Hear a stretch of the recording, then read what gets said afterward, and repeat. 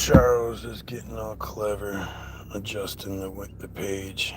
Got a new song to listen to. Let's enjoy it, shall we? I think we shall. Absolutely, we shall. Oh,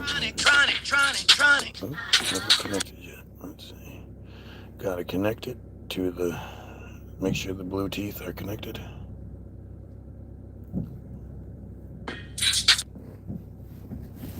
I really, really like this one. I really like this beat. It's weird. It wasn't what I was expecting it to be, and I almost wish the beat was with a different song, because it's just so good. But, it works. What the fuck is going on here? It's just waiting. What your opinion on... I don't care what the fuck you're talking about. What is going on here? Why aren't you connected? Okay, hands-free is connected. They rule the world, all the boys and all the girls. This reminds me of a song. Puketronic. I'm still bucking like 5 deuce folk trade. Still bucking like diabolic, chosen also nasty. If we're honest, they're demonic, even with the rhinoplasty. You know they rule the world, all the boys and all the girls are slaves in every way. It should make you wanna hurl. Puketronic.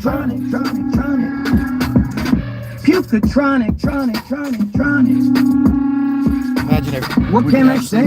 Their ways make me sick. As we watch the parade that displays a kick right in the dick while tricking the sheep. The Goyim are thick, we're wicked obese, and while misfits decree that we all shape up, we're scripted to see the sleazy corrupt system is what us boy schmucks deserve, and without them we're fucked, since we must be cursed. Puketronic. Puketronic.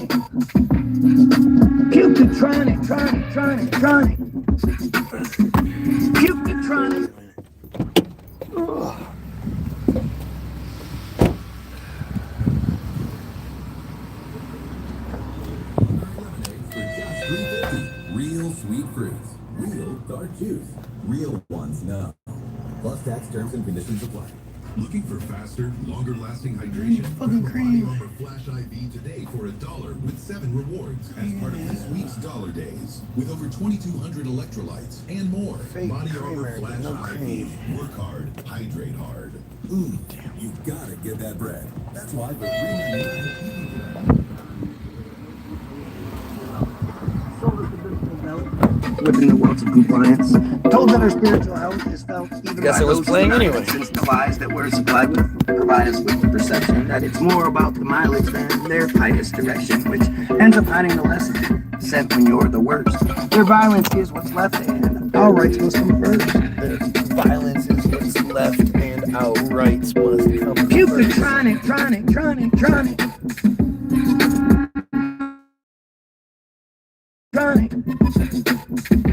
Puketronic, diabolic, chosen also nasty. If we're honest, they're demonic, even with the rhyme.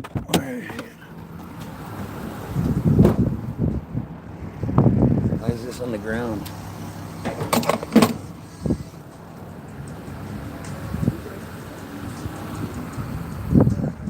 That's weird.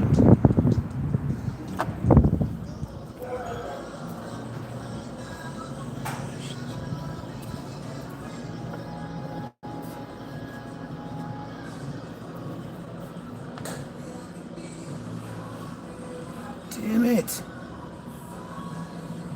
Nobody sells cream. Oh.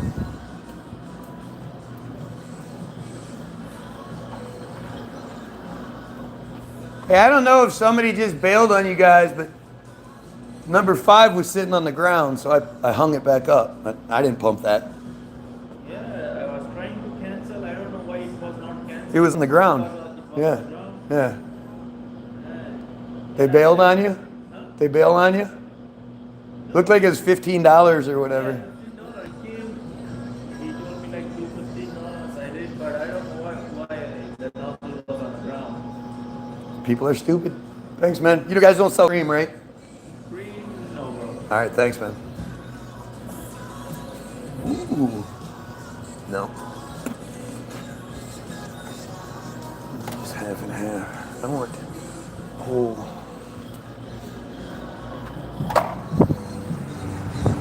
Now I'm fucking stuck going to Wally World. Now I'm already out here. Fuck it. I want to watch you work out. Yeah. I want to watch you do exercises. You know they rule the world. Who the fuck wants to watch somebody else exercise? That's Slaves fucking in weird. every way, it should make you wanna hurl. Puketronic, tronic. Puketronic, tronic. Oh, he's coming to get me. Israel Hayom published an article that everyone should read, even though you'll find it difficult since the website makes you read. It's like it fights you to proceed. It kicks you off the feed, and what you might not want to believe happens so much it's a creed.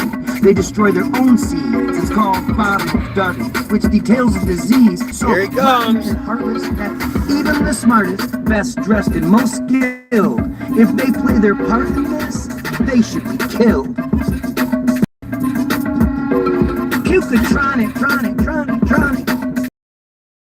Puketronic.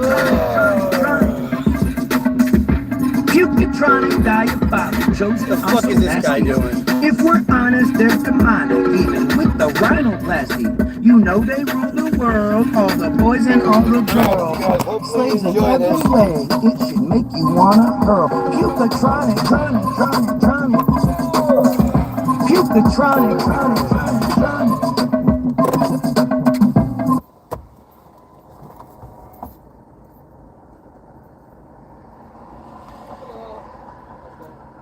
The reason I stopped you when you were leaving that gas station. It's not true. I stopped. All right. I was watching. I stopped. I was watching, sir. I stopped. You may have slowed down, yes, I stopped. but you didn't stop. Right? I did stop. Okay, can I ask your license, registration? I didn't do anything wrong. I was watching. I didn't. You got it on film? I don't have to have it on Okay. film. Well, I definitely stopped. Oh, you didn't stop, sir. I did stop. When I was watching, you did not stop. I did stop. So All you're gonna have to right. prove that I didn't stop. I watched you. All right. You that's, did it. That's proof enough. All right. That's bullshit. All right. You're trying to pull me over because you saw me at 7-Eleven, and then you saw me go over to the other place, and you think I'm doing something, No, but you I'm got not- nothing I'm else not- to I'm do. not thinking anything. Yeah, this is bullshit. All right. Can I see your registration and insurance? Look it up. The registration is on the car. Well, you gotta have provide proof of it. No, it's you can look it up. I don't. Well, I can look it up, but you gotta have proof. You have registration. and You can look it up. So glad Yeah, you're I'm bothering doing you this. today, but- Yeah, no, you're not. This is what you do. You're a revenue collector. Oh.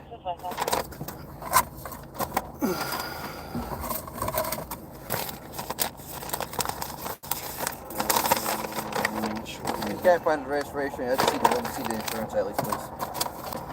Fuck is it?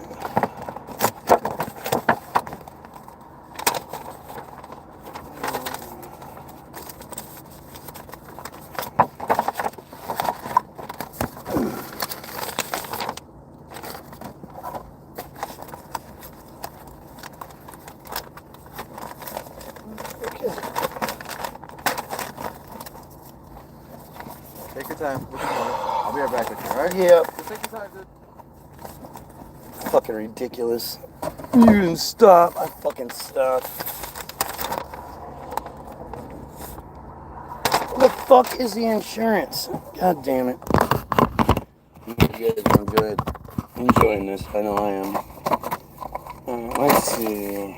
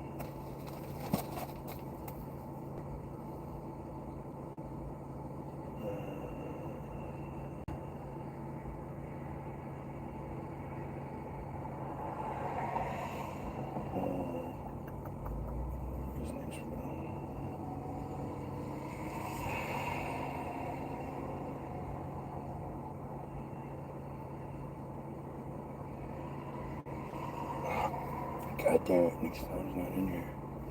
I gotta call. Hang on a second.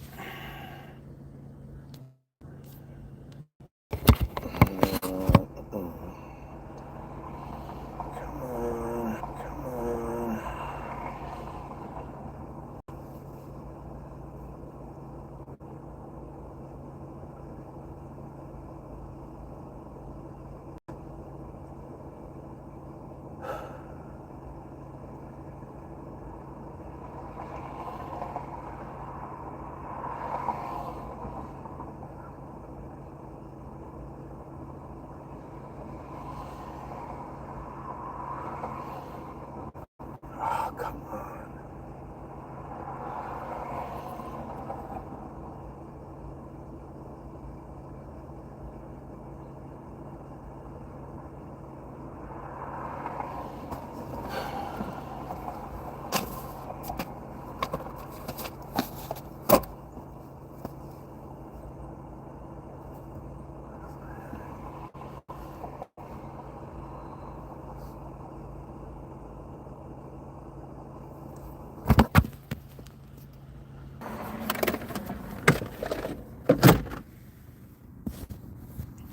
There we go. I'm back.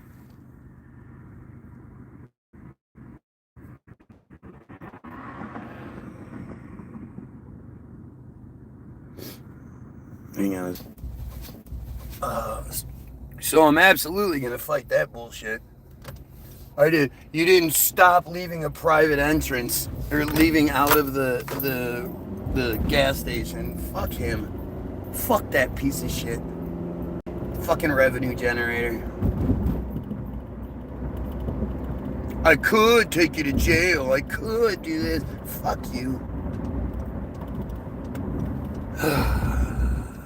Fucking revenue generators.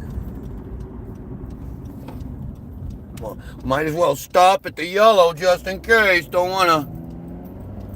Asshole. He was looking for a reason to get me.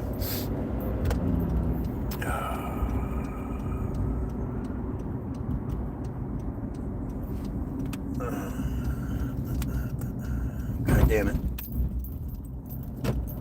I wish we could, I don't know if this feed's gonna reconnect with all the people that should be here, but that was interesting, I'll tell you that much.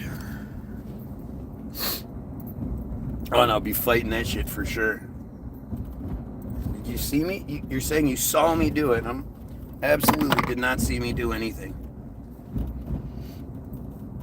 I saw you. After I go and do the good deed, right?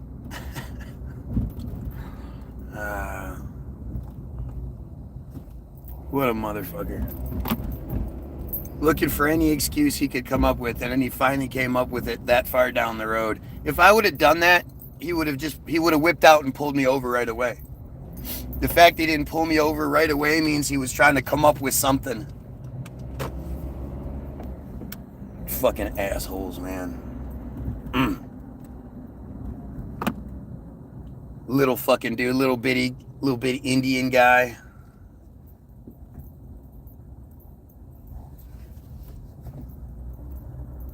He was like, I could have done this, and I could have done that, and I could have done this. And I'm like, all right, any questions? Yeah, how can I fight this shit? Because I'm absolutely going to fight it.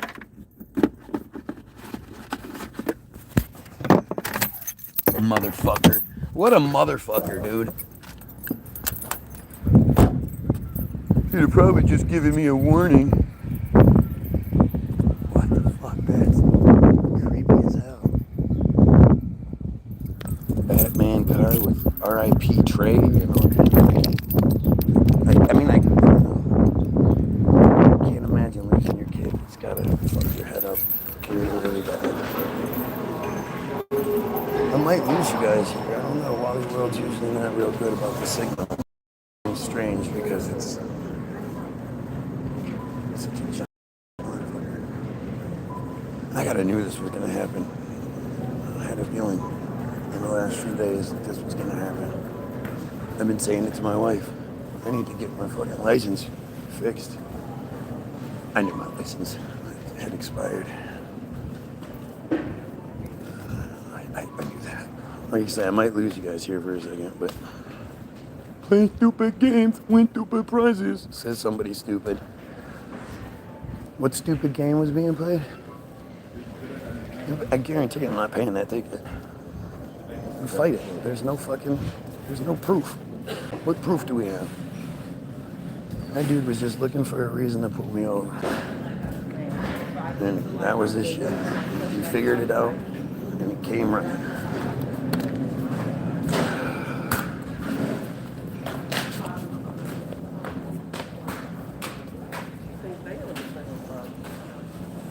You pay, right? And you'll stop watching me, right? Fucking dumbass. What are you, a friar? I don't know how you friars are. Go! That sounded messy.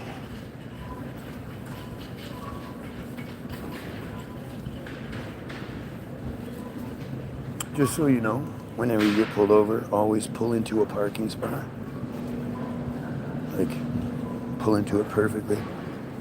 The second cop actually showed up. I thought I was going to jail. Started calling like that. It's like we're going to jail here. It's card only? I think these are card only. Yep.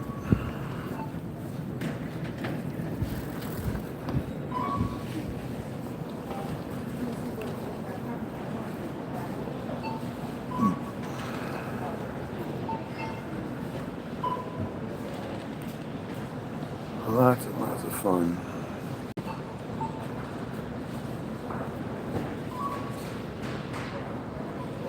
A lot of bracelets.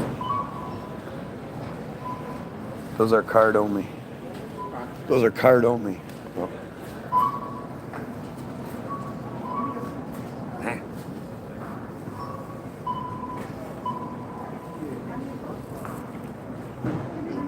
bud, you using cash or credit? Cash. Oh, yeah. Appreciate it. All right, 6 is ready. Oh, yep, thank you.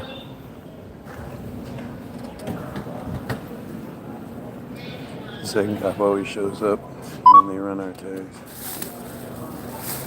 I would imagine the second cop showing up usually means you're going to jail. That's how that works. So I was getting prepared to go to jail because, like, the insurance is on my wife's phone. I don't know where the registration is. But like I told him, he can run the shit, and he did. And when he ran it, it's probably why he didn't give me a ticket for it. In this digital day and age, in the digital day and age, you don't have to have this shit like that.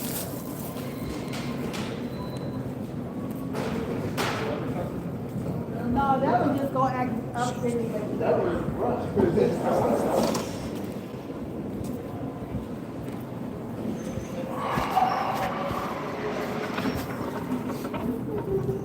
Fucking piece of shit fryers, man. Piece of shit fryers. Oh, it's cold. Yeah, I don't think he could have taken me in. I think he was just trying to be all badass.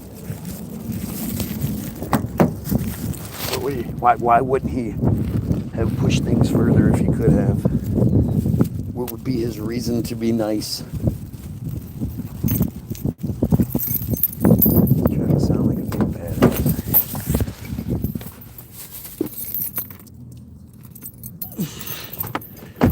Oh, at least I don't still poke smart when I'm riding around. Because that would have been not the best. Even though, it's legal and everything, it's still not a good thing.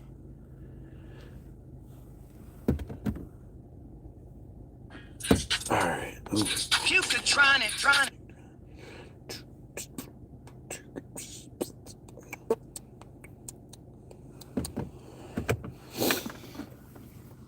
Oh.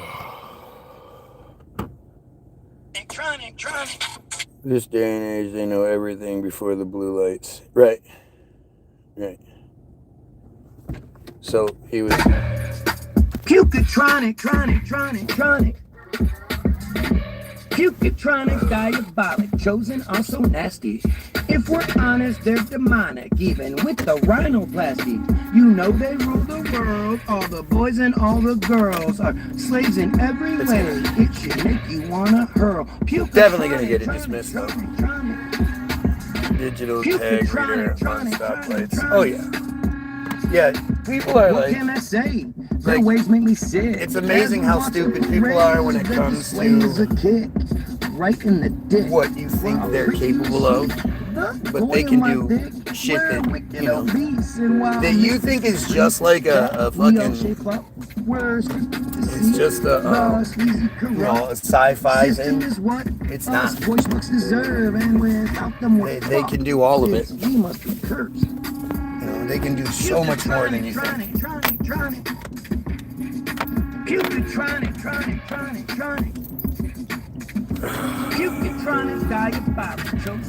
Like I said, that dude was looking for a reason to pull me over. I saw him when I pulled into the 7-Eleven in the first place. I thought, oh, and I could tell by the way, like, he followed me with his eyes.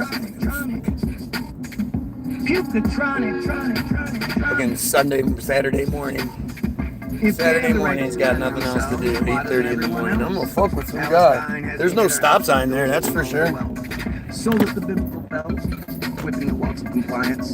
Told that our spiritual health is felt even by those who deny it, since the lies that were spread with that it's more about the mileage than their pious direction, which ends up hiding the lesson said when you're the worst. I should have said pious misdirection. That would have been a better line right there.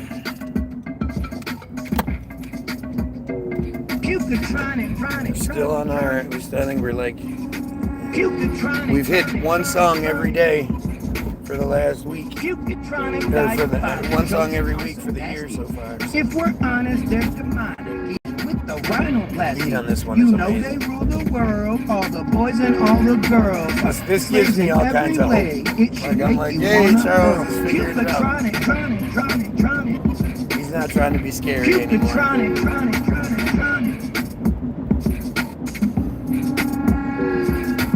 Israel Hayom published an article that everyone should read, even though you'll find it difficult since the website makes you leave.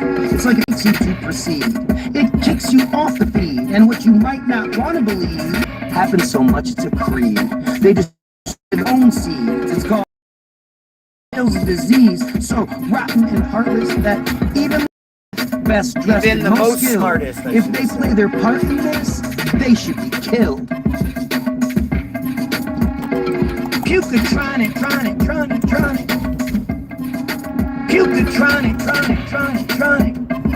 It flags the cop and red lights your car in live time. We got pulled over. The cop admitted he knew.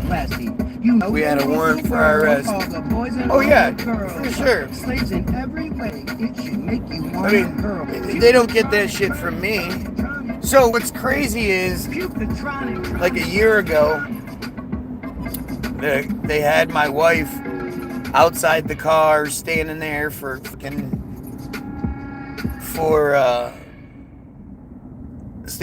like an hour, searching her shit, and they told her it was because our vehicle had been was suspect in a crime. Our vehicle was attached to the fucking right, and stop this song because of that, it's more important than our vehicle being attached to the robbery, even though there was nothing there, they fucked up. It's absolutely the kind of shit that should lead to a lawsuit. And if we had money, we'd have more money because we'd be able to sue. I mean, I know we live high up on the hog and everything. Hey, where is everybody bitching about the fucking gas prices? That's okay to you? $3.49? This shit's been just steadily going up. Especially since the assault on Iran began.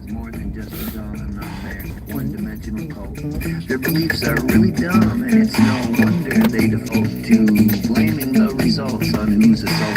by the ruse, claiming that the fault is on the culprits who refuse to fuck off and be confused like a good God-fearing goy. Do you pause and see the clues, or is your view what you enjoy?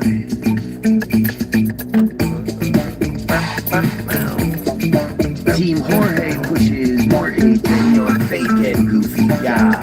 The force they use to score fate at its core is just a facade.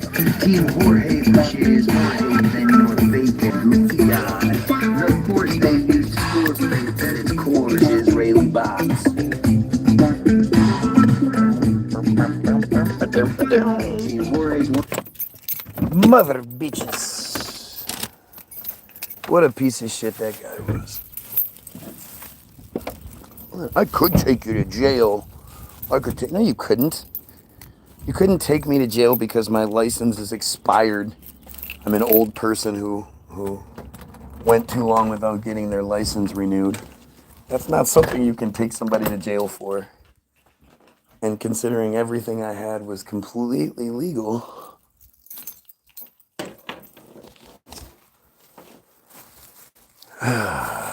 what a douchebag.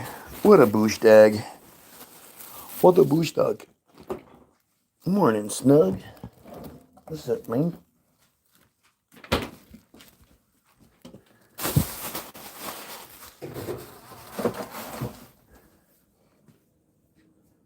Oh, I should pour this out. This is gonna stink. Oh, fuck. Ugh. Gross, grody, grody, grody, grody.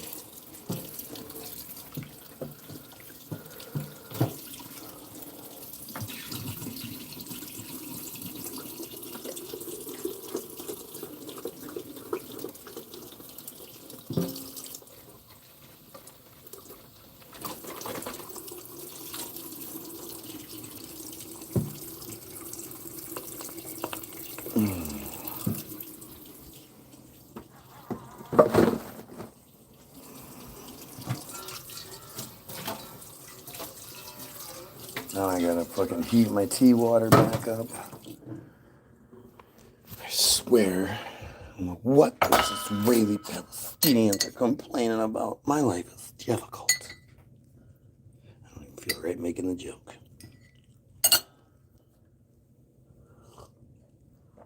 Yeah. No, sir. Good tea. Wow, that's really good. Normally, I like a sugary tea, but that, fucking, my wife brought this new brand, or this new kind she got from her friend, and it is delicious. What a douchebag. It's weird to be at a point in my life where they don't search me anymore. They don't even ask to search me. You never even bothered to be like, is there anything illegal in the car? It's weird. I mean, if you look up my name, I definitely have illegalities attached to my name. So that have to do with the drugs. The drugs. And the thing is, I don't like the drugs, but the drugs like me.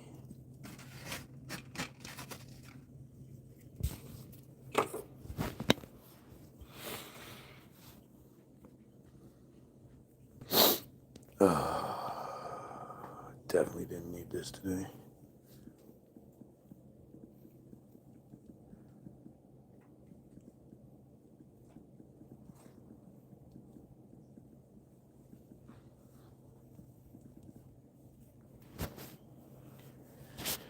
You are so criminal.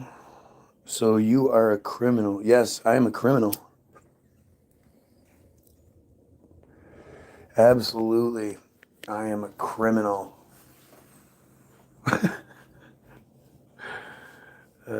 It's not like I rape babies or commit genocide or anything like you guys do. It might be boring for you guys. Yeah, of course he was bored. 8:30 in the morning on a Saturday. He followed me like he was trying to get me.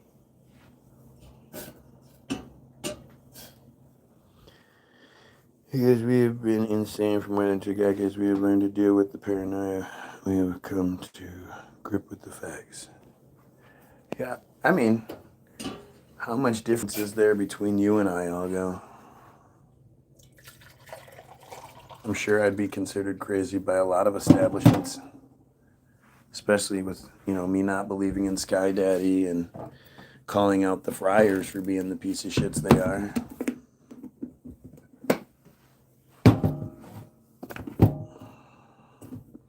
Normally I'm much more respectful to police.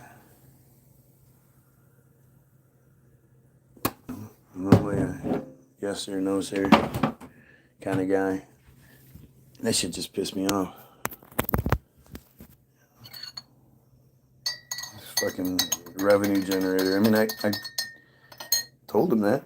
Called him a revenue generator to his face. Nah, you're just a revenue generator. Did you have it on camera that you saw me do this thing? No, I saw it. That's all I need. No, you're gonna need that to be on camera. Because you have to have proof.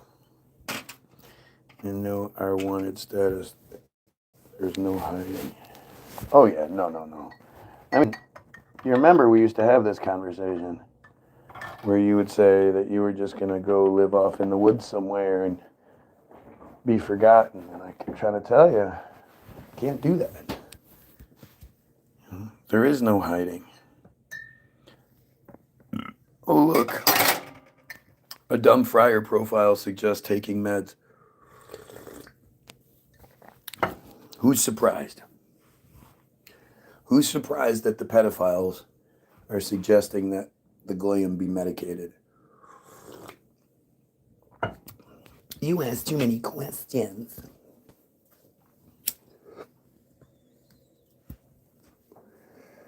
Fuck that guy. What's his name? Let's see.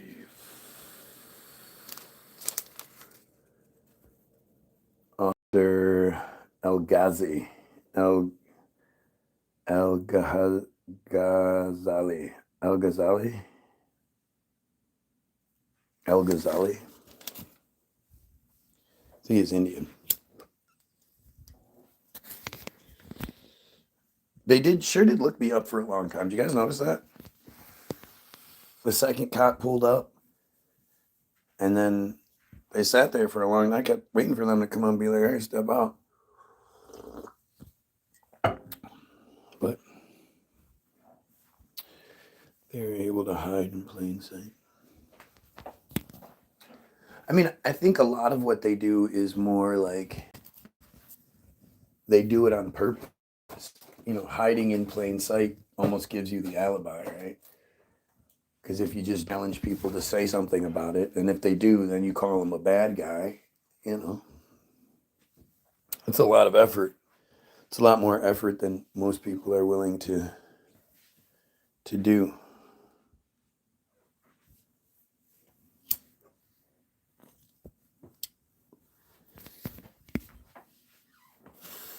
Most people aren't willing to do that third. Most people have like one bit of resistance.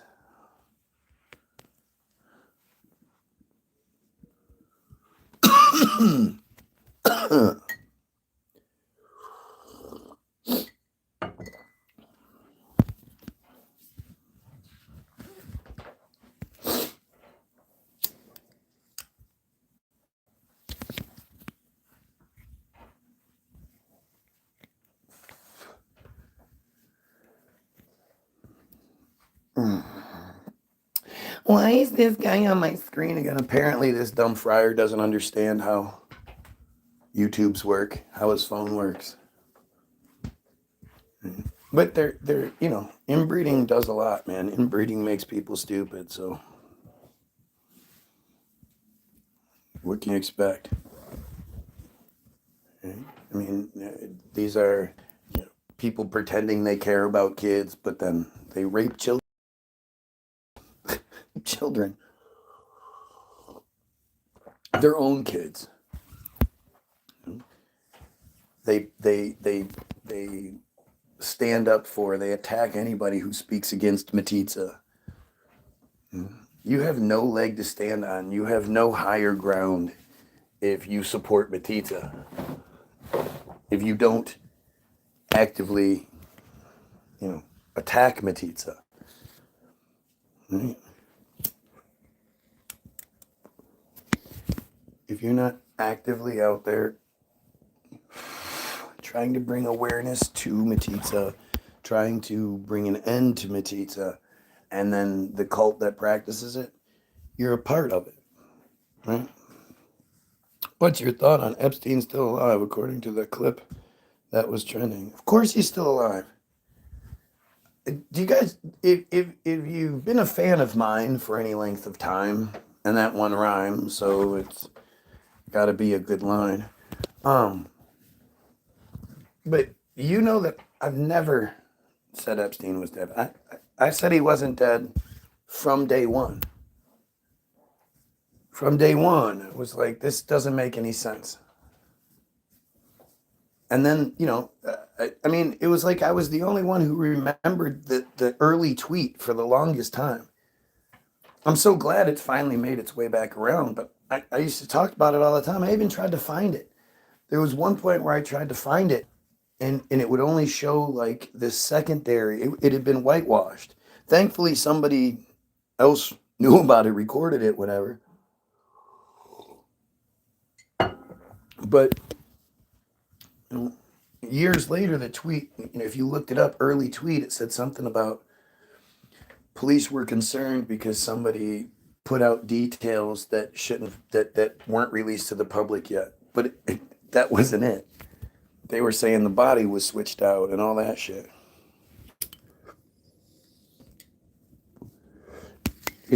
I hope you didn't vote for Trump. Well, no, I don't support pedophiles. I'm not a friar. I don't support pedophiles.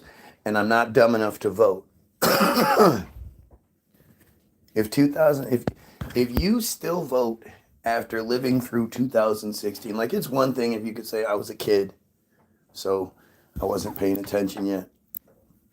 But if you're an adult and you still believe the narrative after 2016, like, I don't even know what to say. You're a fucking moron. You're probably a pedophile friar. But of course, Epstein's still alive. The video of him on Epstein Island, Little St. James, the drone footage, where they notice the drone. He looks up, he notices it. He's like, oh shit, jumped on his little ATV thing and speeds on down until he goes into a garage, never to be seen again.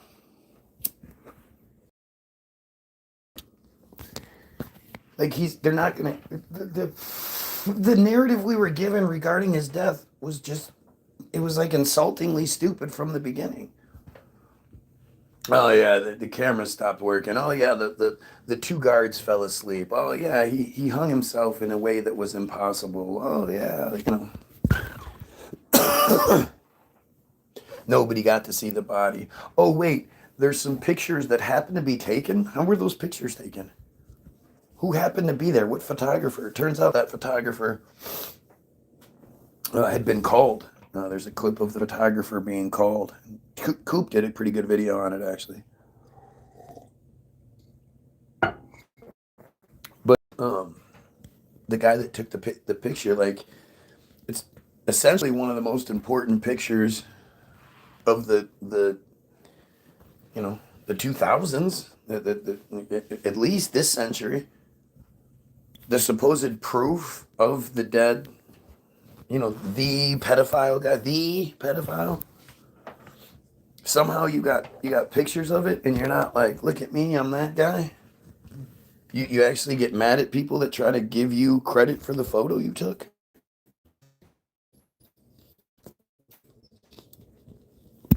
What photojournalist? I mean, why was he there to begin with? And then, of course, the fact is, the picture's just, it's not him. It looks a lot more like Hillary Clinton's brother.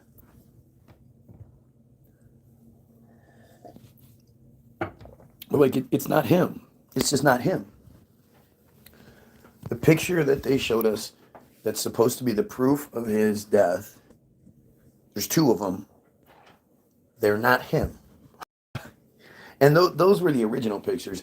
Now you have the newest pictures that supposedly show the body laying on the gurney with the fucking all dead at the, at the morgue or whatever. But it's missing the tattoo. So it's like, you guys are just I don't even know if they're stupid or lazy or, again, they're doing it on purpose. The part that everybody seems to forget about, and this is another one of those things I've been trying to get you to see from the beginning, is that you only know about Epstein because they want you to know about Epstein. That's it. There have been numerous Epsteins that have come and gone, and you never heard anything of it. The Franklin cover-up is a great example of it. We went to Gulf, we did the Gulf War to cover that shit up, but most of you don't know anything about it. Most of you have never heard anything about the Gulf War. No, I'm not stupid. I'm not stupid. You can keep asking all of those qualifying questions. They're always going to be the same. No, I'm not stupid.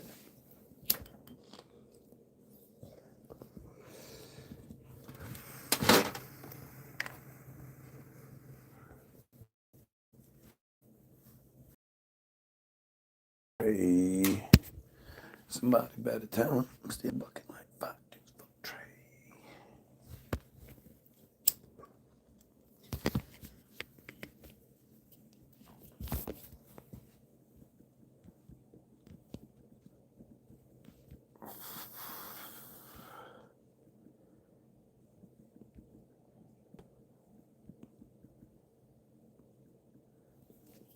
What's that gonna do? Oh man.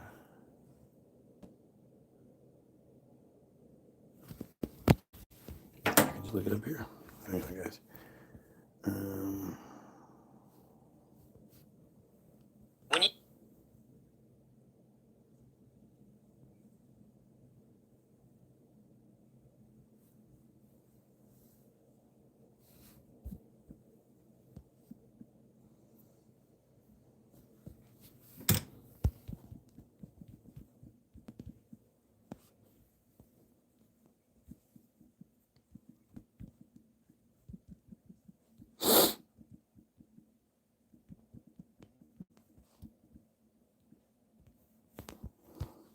Sorry. You're saying all Christians are stupid. 100%. 100%. You'd have to be pretty fucking stupid to fall for the Jewish fairy tale like that.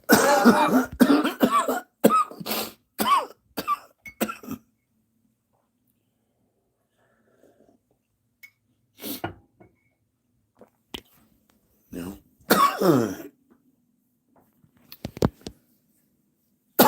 Christians are stupid. You know who the biggest devil worshippers in the world are? Christians. Christians are the ones that are constantly giving the devil credit for all kinds of shit.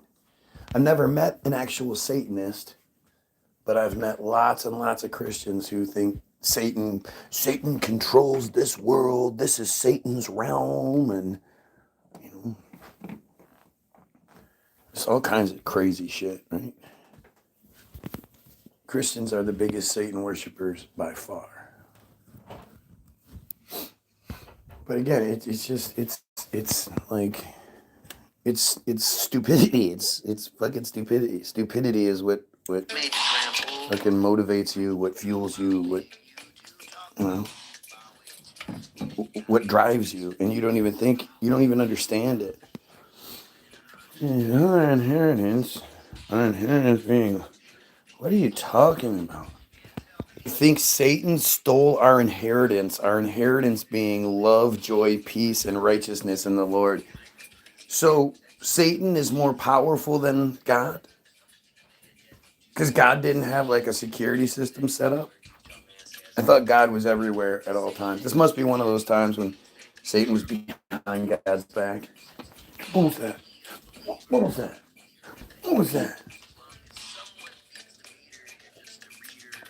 Oh, I went and I checked, and their fucking inheritance. He stole it. I took a small little nap. I had had a few Bartles and James, a couple of wine coolers. They hit me a little harder than I thought they would because I had taken my allergy medicine, and I guess, the wine coolers and the allergy medicine did a number on me, but I didn't even think I was that out of it. As soon as I realized what was going on, I looked, and their joy, their love, joy, peace, and righteousness, the inheritance I had it's all gone. God damn it. It's too bad there's nothing I can do about that. Dinkle, dinkle, dink. More like, too bad there's nothing I can do about that. I like my tea. Dinkle, dinkle, dink. Boing.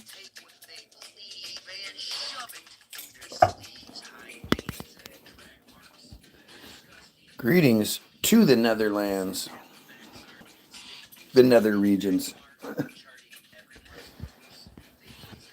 Oh, I almost ended up in the Netherlands. I wish we would have went, seeing how that worked out. Probably wouldn't have worked out so well. But remember, though, that God nailed the charges of our sins to the cross, and it might be so that God could forgive our sins. What? What are you talking about? Now you're just being dumb. You're like, you're pulling out your own little translation bullshit and stuff. Look, who did God have to pay the sins to? Were the sin collectors? Did they show up at his door? Excuse me, Todd God? Yes. Looks like your earth has way surpassed its sin quota for the millennium. So, I don't know what we're going to do about this, but we're going to have to repo your earth. And God was like, no. Let me pay it. Like, what can I do to pay it? What can I do to pay it? How much money? And they were like, sorry, money's not going to work. And God was like, I can make you some bitches, but you got to go down to earth, but I can make you some bitches. And they were like, sir, are you trying to bribe us? He was like, no, I just want to make this one. I got an idea. How about I impregnate a 12, 13-year-old virgin, and then she'll have my kid. It'll exist for a few years, and then it'll, to like 12, and then it'll disappear, and then at 32, it'll come back, and it'll be like the savior of man, But instead, I'll, because God is my chosen people, which is really me anyway, will put him up on the cross, and he'll die on the cross. God, why hast thou forsaken me? But how about that? How about I have only one kid ever, and then I kill it on the cross? Would that count? Would that be enough to pay for my sins? And the sin collectors were like, let me call the boss. Hey, boss. How you doing? Boss is all pissed off. So sick of this, Tony. Why you always calling me? Just make the fucking sale. Just close the fucking deal, man. What is going on here? Well, I'm here with Todd God, right? And his sin count is way too high. Wrap it up. Repo the shit. Get out of there. Go to the next one. Yeah, but God, listen to me. Well, actually, I don't know. Probably like Jim, Mr. Johnson, Mr. Silverstein. Please listen, please. Todd God over here says he's got an idea how he can pay for the sins. Well, I'm listening. You know me, I like getting paid.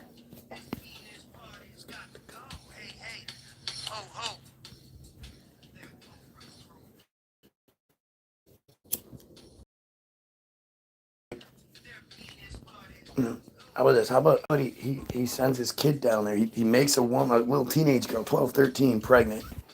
and then like has a kid. The kid will have a horrible life, but he'll have magic powers.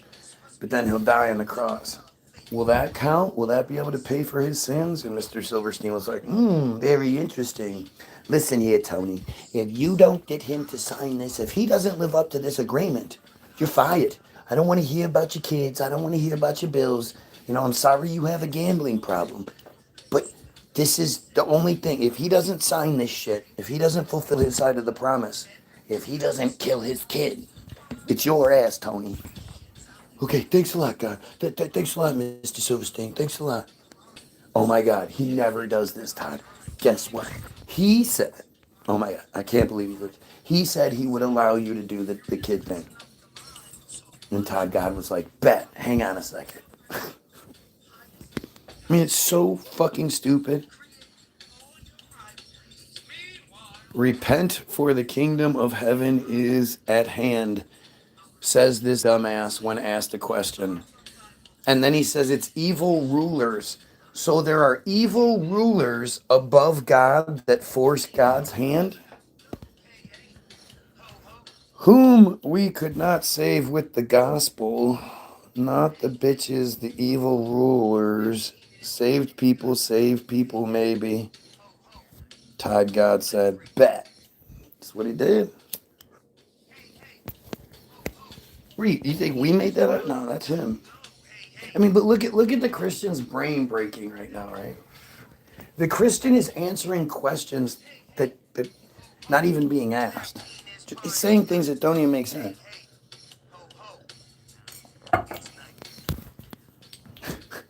There were some evil rulers that God had to deal with. God couldn't again just dinkle dinkle dink and make those evil rulers disappear.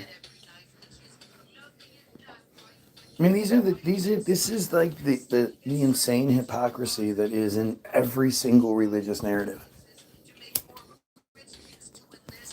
One of my favorite questions to ask religious people, and I always forget to, is again, so many of these conversations that take place in the Bible, they take place between two people, one person and God out in the middle of nowhere, you know, couple of Lot's daughters in the cave.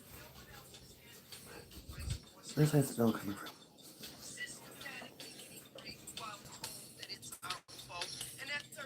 No, it's that thing. But you know, like Lot's daughters when they're making their rape plan of their father. You know, the 12, 13, 14-year-old. 12. It's probably 12 or 13. If they're virgin females at that time in the Jewish community, at 12 years old is when they sort of come on the market, and by 13 they're married off.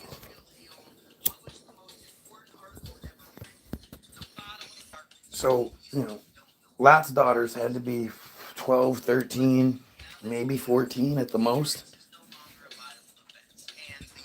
But they had a little conversation between with themselves. Hey, sister, you know, our father wanted to give us to the rape mob because he's such a good man. It's too bad he only has us dumb girls. He needs a son. So what we're going to do is get our super old 90-plus-year-old father, get him super, super drunk, and then we'll so he doesn't remember it, and then we'll rape him. And the best part is that the next day, these virgin girls, these little teenage virgin girls, knew they were pregnant. They knew they didn't have to do it again. They knew they were pregnant, and it worked both times. That 90-plus-year-old man's dick, whiskey dick be damned. He'd been looking forward to it, I guess. Well, everyone will graduate me today. Congratulate you.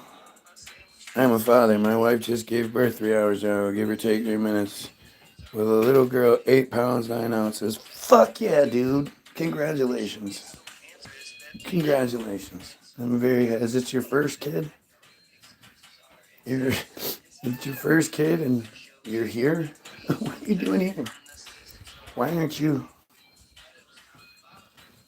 Why aren't you swooning? What's Israel plotting now? Same thing it always is. And remember, it's not Israel. You gotta be careful about that. Israel doesn't exist. Israel is a construct. If nobody told you Israel existed, you wouldn't know Israel existed. It's not like you can look at the ground and be like, oh, that's Israel. That's not like somebody sends you some dirt from Israel. You wouldn't know other than all the Palestinian blood on it.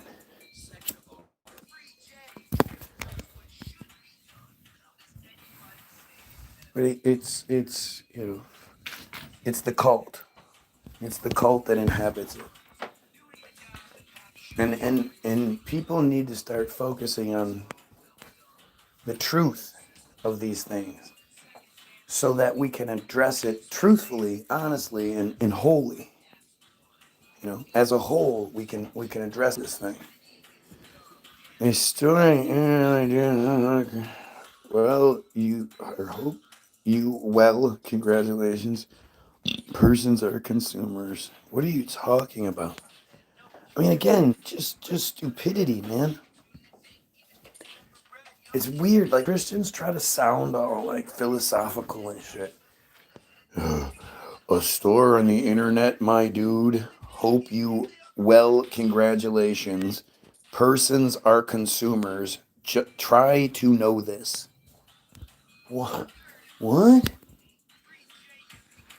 Robert is like a broken Christian mingle chap. You made me snot.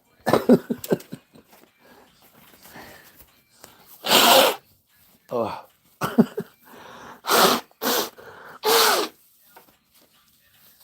That was fucking funny.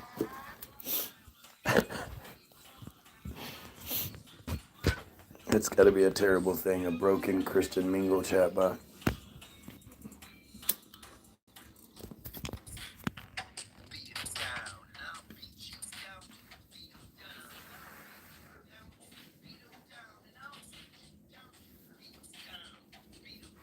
Strange, man.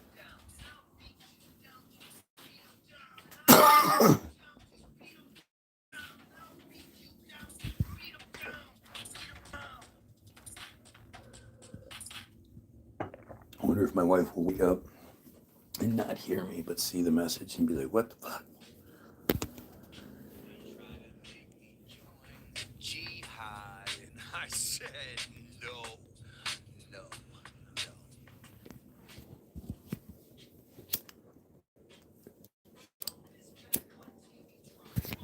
The Epstein tapes. Oh yeah, Diddy's gone completely wild. But where are the Epstein tapes? Israel's so disgustingly vile. But where are the Epstein tapes? They have you chasing your tail. Meanwhile, where are the friggin' Epstein tapes?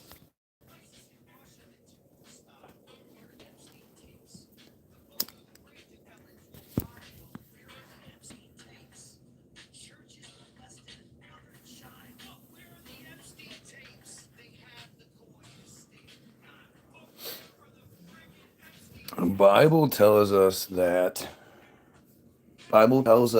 that which is nothing, that which is despised, God chose to use to confound the wise. What?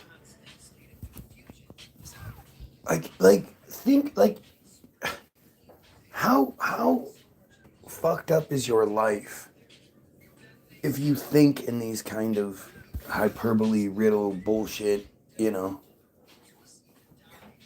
that's just weird. Like I always say, I can't imagine if somebody were to ask me why I believe something or don't believe something.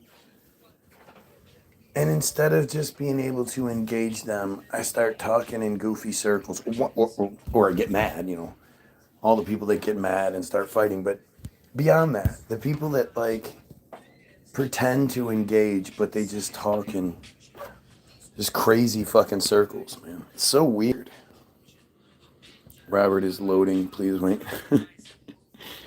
Drinking beer at the moment, that makes sense. Cop threatened to take him to jail this morning. Yes. Wanting to come to action with making a store on the internet. Good luck, dude. Yep, doing some too. Yep, that's what blowing your nose. Like again, it's like it's the same kind of fryer bots that call a bowl a bong every time. If you've never done cocaine, then somebody blowing their nose sounds like someone doing cocaine. But if you've done cocaine, then you know the difference. You know what I think is weird? Why do people that smoke crack always refer to it as crack cocaine? Like I knew a dude who was we were really good friends in like 8th grade and 9th grade. We went in different directions. We still stayed cool, but we went in different directions. And then later on in life, we connected again, and I just asked him because he talked about it pretty openly. But every time he'd always be like, "Yeah, and you know when I used to smoke that crack cocaine." Why would you? It's more effort. It's more, crack cocaine. You gotta say more. Why aren't you just sticking with the crack aspect of it? I'm glad I never touched cocaine. Yeah, I mean, yeah.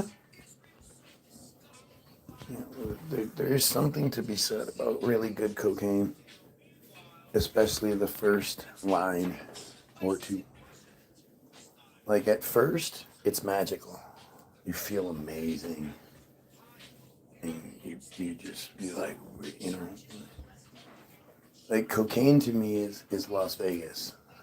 You do cocaine and you go walk through Vegas and it just blurs by you like it's going slow, like you're going fast. There's always that Beastie Boys song from Paul's Boutique that I think of whenever it's like cocaine and that just go together.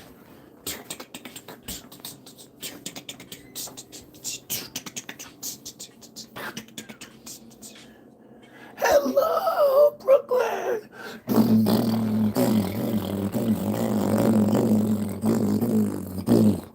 That beat's awesome. But it's the song before it. Who's that lady? I don't know. But cocaine it's like once you get past that, because it's literally cocaine is like the epitome of that whole, chasing the dragon thing. First line or two feels amazing, lasts like an hour, it's great. But by that third, fourth, fifth, it starts getting to be like it's not working anymore. And then you've got this baby laxative, and who else knows what else the fuck they stepped on it with, all in your sinus cavities, and yeah, it's not good. I don't know how people fuck on cocaine. My dick is like, I don't want to come out.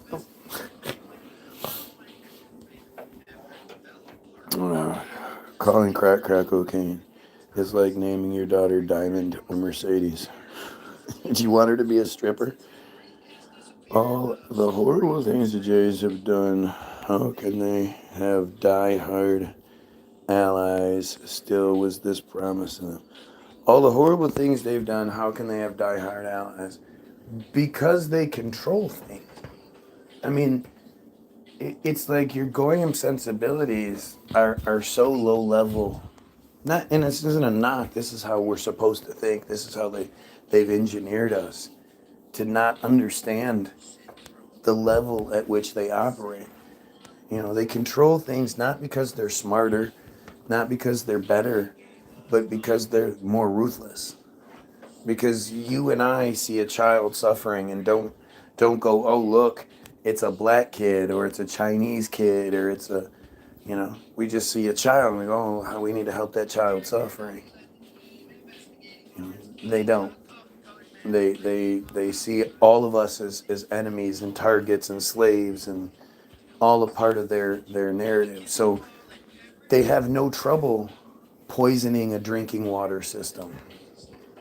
They have no trouble issuing, vaccine mandates. How often are you concerned, you average everyday Goyim, how often are you concerned with the meat that you eat? With the way the cows that you eat are treated, or the pigs, or whatever?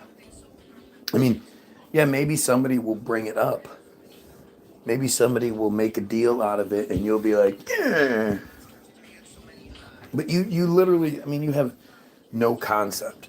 You might have seen a video or something, but you really have no concept of how that whole machine actually works. And when you really start thinking about it, it doesn't even make any sense. Where the fuck is all this meat coming from? Don't really know.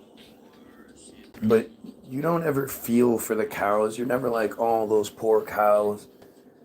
We literally, with cows, we eat every portion of their body.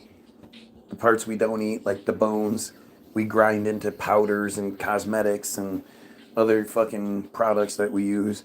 We literally wear their skin, dry their skin out, turn it into leather, and we wear it. Like we these are life forms. These are little things that when they're young, we go, oh my God, that is so cute. Look at that little baby. Oh, this little baby cute. You don't go, oh my God, that looks so delicious. Oh my God, I can't wait to eat that thing. Nobody does that. I mean, not nobody, but. So when you look at it like that and you understand, that's literally how they see us. They literally call us cattle. I know I say literally a lot, but that's because so many people, one, use it incorrectly, and two, exaggerate and make people think things that aren't necessarily true by using false information. And for me, I want you to understand that everything I'm saying is as true as I can make it.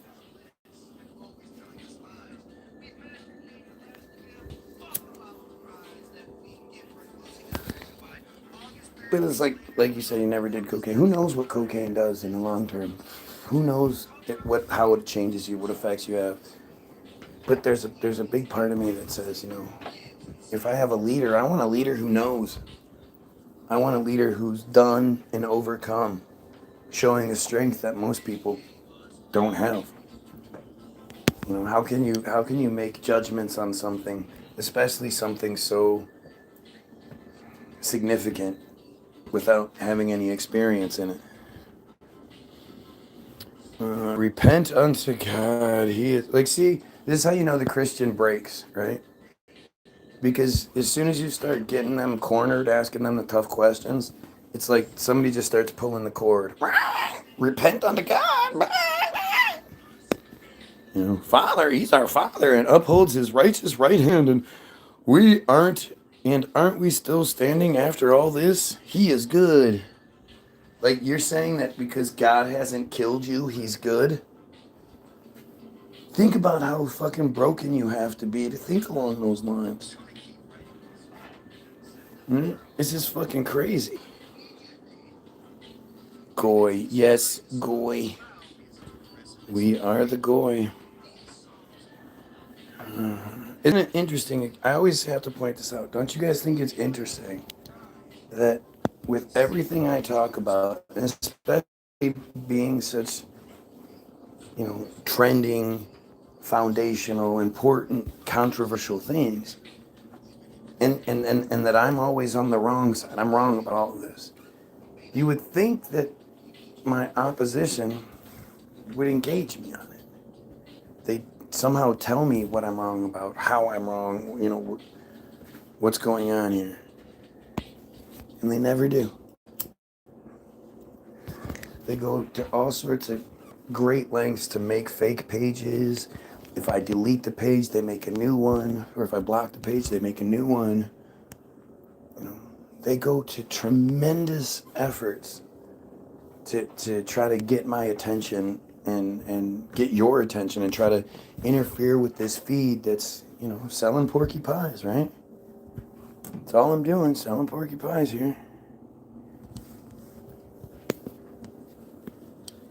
I think Sand cola has coca in it. It used to.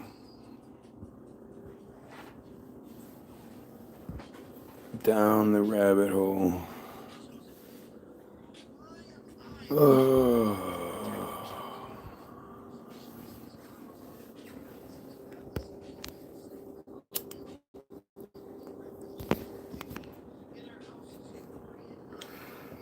So weird that people say the rabbit hole because of Alice in Wonderland. You know, go into the rabbit hole, it opens up a whole new world. I don't know. It's shellac fumes. I don't know what shellac fumes are.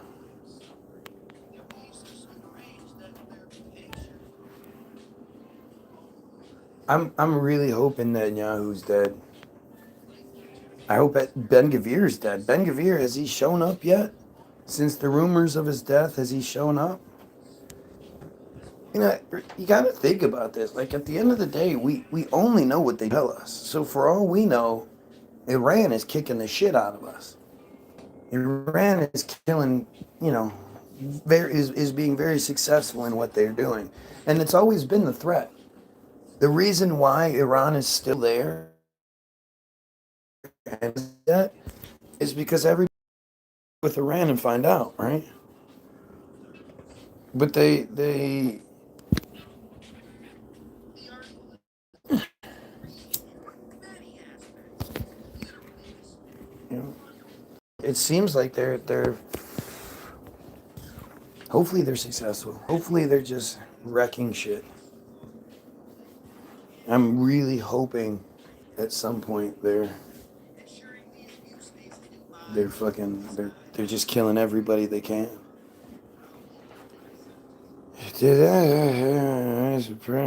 What are you talking? See, dude, you're done. Like, part of me wants to read your shit just because it's so stupid, but it's a waste. What a waste of energy. And of course, it's always how the Christian comes at things. This is what they do. This is what they say. You can't be surprised by it. You can't be disappointed by it. You're talking about people so dumb, they think there's a sky daddy.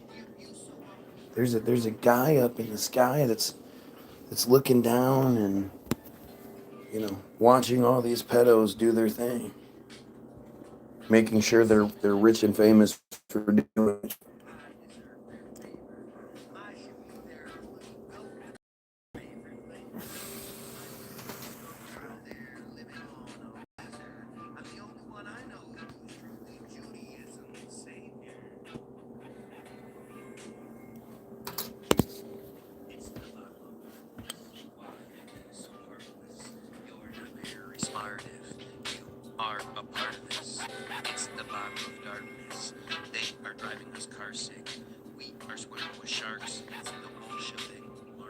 It's the Bolshevik Marxists.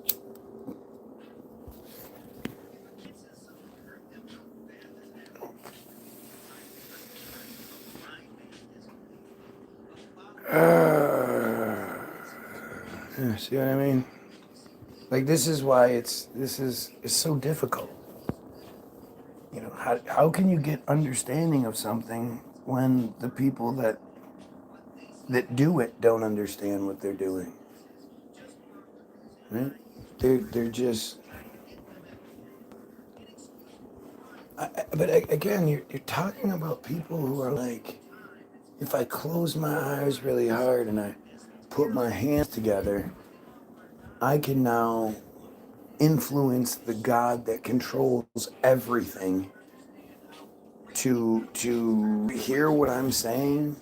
I mean, people think they have conversations with God. People think God doesn't answer prayers. God answers tithing, but people don't. Most of them don't know their own thing, and that's on purpose.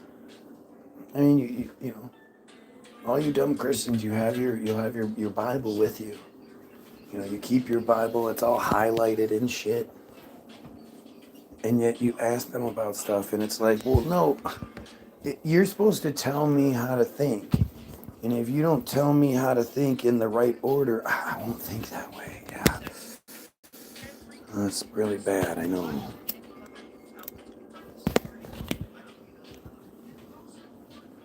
God has hidden, there you go. God has hidden the glory from the prudent and understanding around those who are like, what? See, again, it's like, why would God do that? Knowing how stupid most people are, knowing that by hiding it and doing things the way that they're done, you create an opportunity for people to take advantage and use it to control people and deceive people and hurt people. And it's not even like there's a crystal clear version of it and a more advanced version of it. It's all just dumb. God is one hell of a drug. Satan and see that this is the strangest thing is how your average Christian starts again worshiping Satan and shit when you express intelligence. When you start expressing an intelligence they clearly don't have. It's like it bothers them. So they just desperately start spouting off fucking nonsense. And you know, it's stupidity stacked on stupidity stacked on stupidity. With a foundation set in control.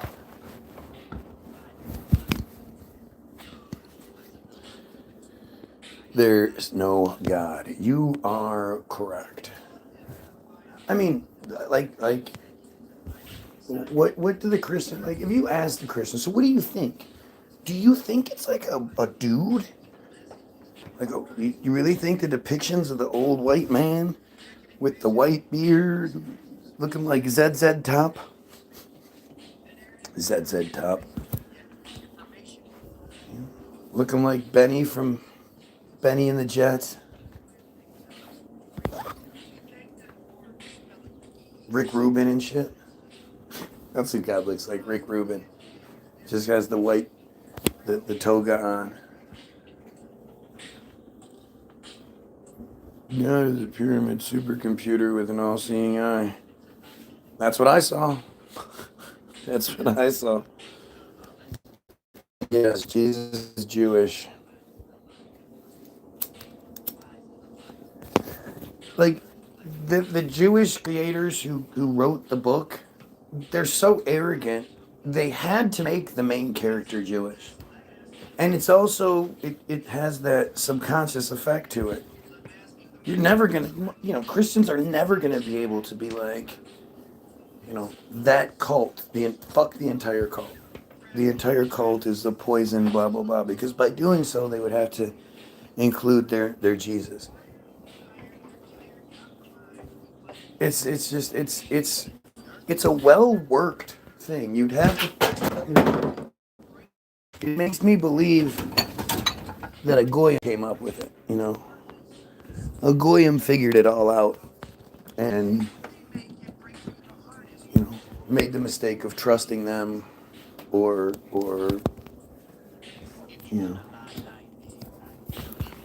again, probably trusting them that they'll fulfill their side of the bargain or whatever. And you can only imagine how that worked out.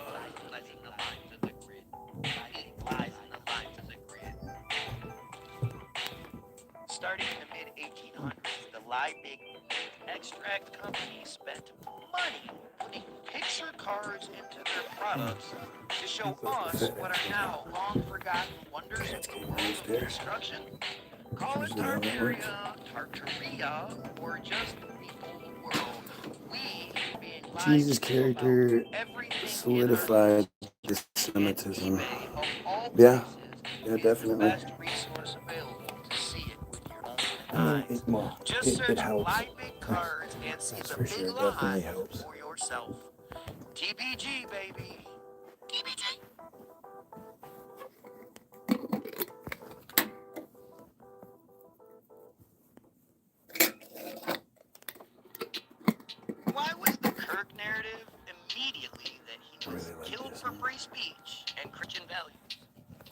we all just know that before we had any details? Let's stop falling for Charlie Kirk. It's just another operation. White people are now going berserk against those who are not complacent in the left and right invasion and the propaganda shown. Anti-Semitism, the sickness that we know has exponentially grown. They're covering since we were forced to the shot, and Charlie Kirk was a plot device to move things forward. You've been assigned to watch me for the last year and a half, or for half a year. I mean, I don't care. Why would that matter to me? My ego isn't stroked that easily. You know, if you associate with me, if you align with me, you're going to get scrutinized harder than those who wouldn't. I definitely don't want to be associated with anybody that is, like, I don't want anybody pushing some narrative and then putting it on my shoulders when it's not what I'm saying. In blue and white with Ben Shapiro energy. The only thing that works is when we kirk the jerks and be the Goyim pride that we are meant to be. These friars, man, So back to Charlie's shirt. it's like the reason they put in so much effort throughout our lives to convince us that it's not this is because once you actually see it and the dominoes start falling, you realize like the whole house of cards is the same. The Jewish aspect of Christianity is such a powerful piece, and it's one of those things that they know is detrimental if you break it down. It's just why they don't encourage you to do it. You will never find a religious person. It's like, hell yeah, look into it, man. Try to break it down. You try to debunk it, and then I'll answer all your questions. Never. Never. But it's never bad to end a narrative we should defeat. Our freedom of speech be speaking its mind and saying Charlie can eat a bag of dicks from behind crosses no lines. He claimed Israel's blessed, and if they are divine, well then so is his death.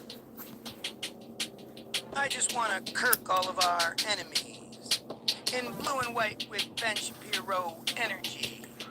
The only thing that works is when we kirk the jerks and be the Goyim pride that we are meant to be. Be the Goyim pride that we aren't meant to be, it should The say. only way change happens is through kirking. The leaders who just laugh and are deserving of our violent Goyim wrath that's so unnerving. It's really crazy when you make songs that are politically driven or you know, you're not just making the same old dumbass. My teeth, my shoes, bitches, hoes, niggas, kill drugs. Teeth, hoes, bitches, kills, niggas, drugs. Bitches, hoes, niggas, kill drugs. Bitches, my teeth, my shoes, my car. You know, when you're not doing that shit, it makes it, you know, like, I can't just make a song and be like, all right, we'll just wait a year till the rest of the album is ready, and, you know. Literally. I meant the friar hugs and kisses and my biggest issue is that the songs aren't made fast enough. Because they end up getting, you know, they're relevant. Most of my songs are inspired by something that's happening. So it's relevant to what's going on in today's world.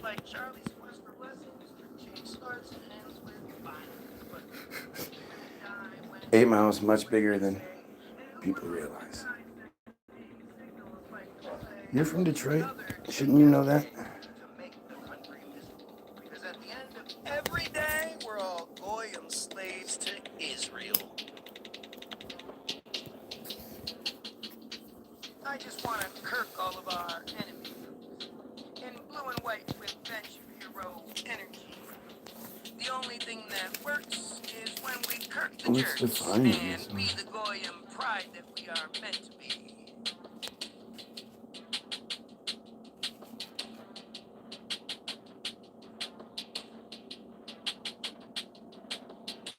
Israel made Charlie Kirk, and Israel took him out. Their sacrifice only works when we are filled with doubt. And Israel's not about to hurt one of their own. We're supposed to scream and shout while feeling nothing but I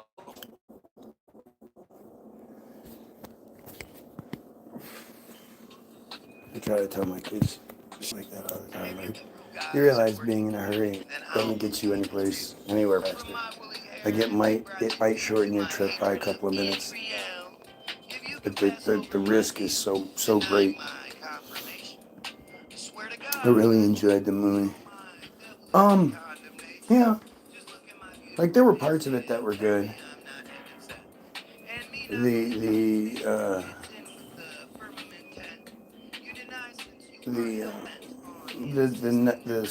female part, the what's her name, Brittany Murphy element of the story was unnecessary and stupid.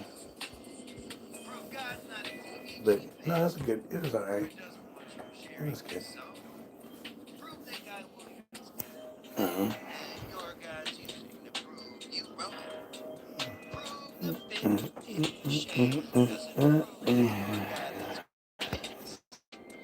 That means here, if I've got anything new to say about you, you're a fucking pedo, weirdo, genocide supporting piece of shit. Nothing's gonna change.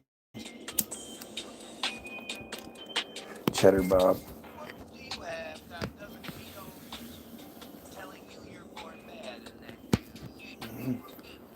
A lot of those old movies, you watch them differently now. I don't know. I can pretty much think of 8 Mile well. I can replay most of it in my head. And the battles at the shelter. I mean, it's just such a weird thing. Like, think about that. Think about how the most expressive form of music, right? The one that involves the most words and you know, those words can't just be nonsense metaphors that, you know, Lucy in the sky with diamonds and kind of shit, you know, can't be like that. And so you have this art form that is perfectly designed or perfectly geared to, you know, be a version of what I do. You know, tell the truth. And that's supposedly what hip-hop, what rap started off as. But, you know, the Sugar Hill Gang, they'll say it's one thing. The Sugar Hill Gang, a Sugar Hill, what do you think a Sugar Hill is? The Sugar Hill Gang was a boy band, was manufactured. And they rapped about fucking macaroni and cheese and collard greens and shit. Like, the chicken tastes like wood. Baby, a hibbity the hobbity hip hip a hopper, a bang bang boogie set up, jump the boogie to the rhythm of the book of the bee. Fuck does that even? It's stupid. Right? But you have this art form that should have been this truth machine. It should have been this art form that, you know, shone a light on what was wrong and how do we fix it and, you know, all that. But considering it's the same friar controlled entertainment industry, they only let gay black men who were willing to play the role be in that role. I mean, it's so funny to look at 80s style. And you just think, man, that sure is gay. Especially, like, look at the Message video, you know, don't push me, cause I'm close to the edge. If you walked around, especially in the hood, dress like that motherfucker, especially with those boots on, you get beat up today.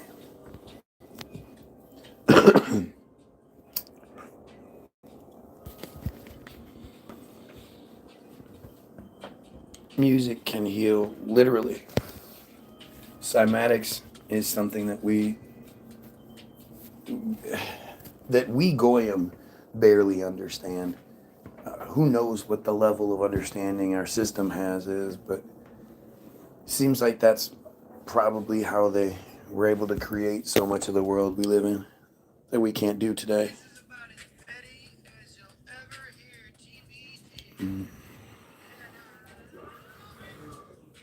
The devil, perfect in wisdom, perfect in beauty. Like, it's so weird to be sitting here being like, hey, let's talk like adults. And this guy's like, no. I want to talk about some dumbass shit. Frequency is so powerful for better or worse, mostly for worse. Well, the whole 440 hertz thing and 432 hertz thing, you know, I tried to get Charles, like, how do we make songs in the 432 hertz thing?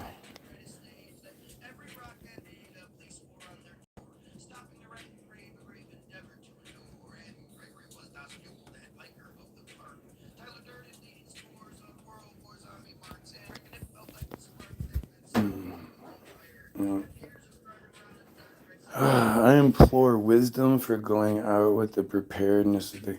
You can't put wisdom and gospel and biblical in the same. It's not wisdom. It's fantasy. There's no wisdom to be had there. What? You don't plant two crops next to each other now. Don't wear two different kinds of materials as clothing.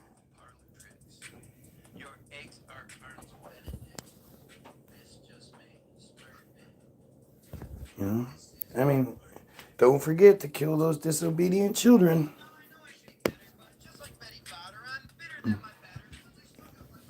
No, you should know that. I believe him to be Indian.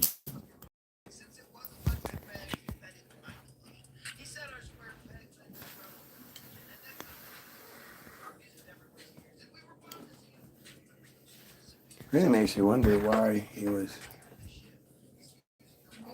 He should have. It's like, do they look it up? Do they look into me and they realize what a problem I'll be? Is that why he didn't make it worse?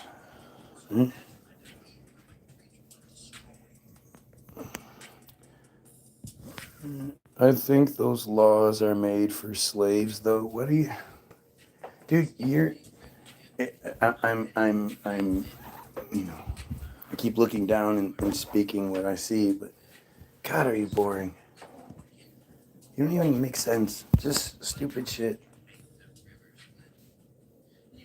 Like, it's amazing how cosmically powerful religious people pretend God is, but then he's comically powerless every time somebody says, hey, well, what about this? Can you fix this?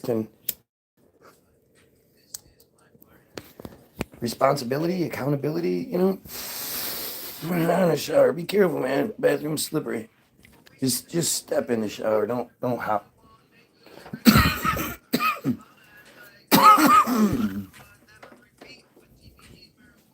It's interesting how that urge to jerk off just hits you out of the blue, huh?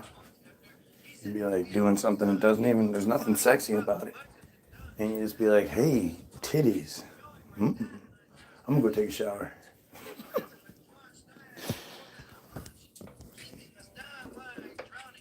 You want to be saved.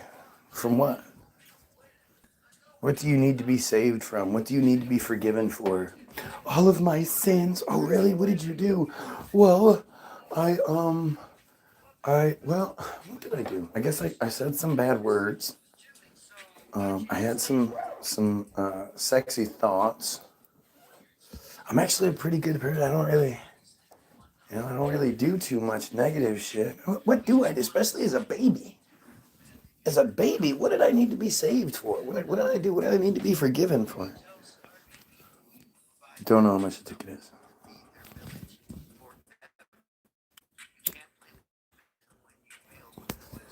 It doesn't say.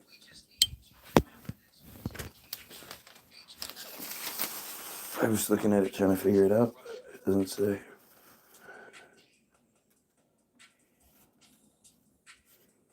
See the back.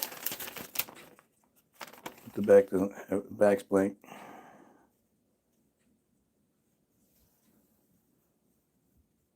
Yeah, there's no, it doesn't tell me what I'm supposed to pay here.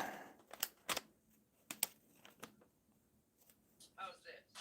We'll stop making songs like this when it's no longer necessary. Yeah, it's weird.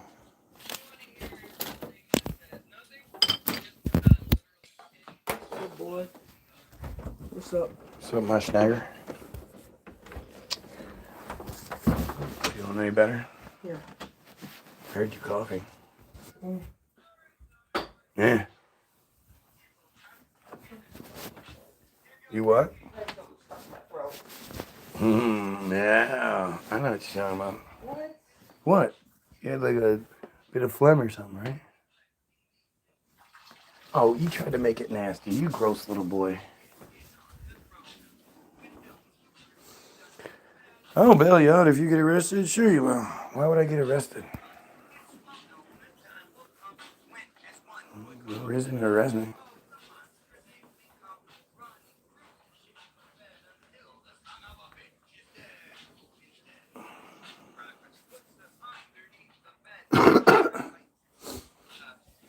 No, I won't even have to pay this one. This one's pretty obvious. Yeah. He saw me at 7-Eleven, and then he saw me go across the street instead of come out or whatever. He was gonna catch me no matter what. So then he went in one spot, and I should have went the other way. If I would have just went the other way, things would have been better. Huh? Okay. One, Nick's gonna wake up okay. Keep talking. Nick's basically gonna wake up exactly at 11. He's on his phone right now at the press. Who cares?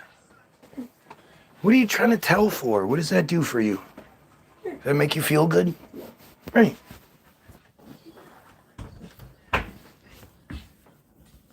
Little brother's always telling.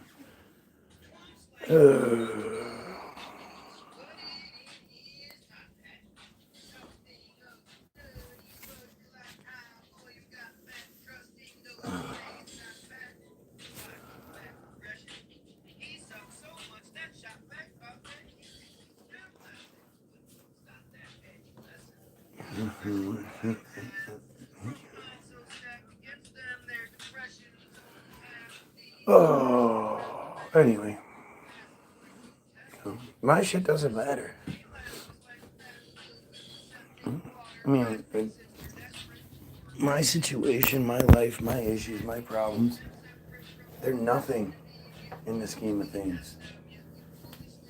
You know, this is, if you have any sort of sense of care, sense of what duty, I don't know, if you want to help in any way, you'd be doing what you can to expose the big picture. Like, I would appreciate help for sure if something were to happen, but you know, we need to really be focused on how do we. I think it's metzitzia. I really do think metzitzia is a smoking gun, because metzitzia should lead to bottom of darkness. You know, bottom of darkness is absolutely a smoking gun, but there's deniability in it, where you can hide behind, you know, anonymity and lack of coverage, whereas metzitzia is, yeah, this is everywhere, and they'll experience, anybody who brings it up will experience the venom that should turn anybody, you know, that was the venom that Quinn O'Flynn, Flynn O'Flynn, whatever his name is, that was the venom he needed to personally experience for him to no longer support Israel. So if your average person starts asking about metzitzia and doesn't just allow the conversation to be dismissed with dumb shit like, oh, well, it doesn't happen as much as you think, or, you know, not everyone does it. These aren't these aren't actual responses. These aren't actual answers addressed. This isn't, you're just obfuscating with that shit. Okay? Whether it's 1,000 or 100,000 every year, it's too many. And it's happening a fuckload. It's happening way more than you think. And it's this type of, you know, this when your average goy starts bringing these, first of all, just wrapping your head around what that process is. You know, that there's a fucking party and family members come and they have a big old feast and they have a good old time as they all stand around and watch the hired moil violate the child. You know, and then they pass the kid around and give it the love, like, hey, it's okay, it's okay. I know you just went through something really traumatic, but it's okay, you're loved. Not like what happens for us. What happens for us is we get put back in the baby incubator until we come out of shock enough that they you know, that they can take it to the parent, take the boy to the parent and be like, look, little man had his surgery and he's so sleepy. He had his surgery. They don't call it the mutilation it is. The unnecessary, completely unnecessary mutilation. Where's Matt?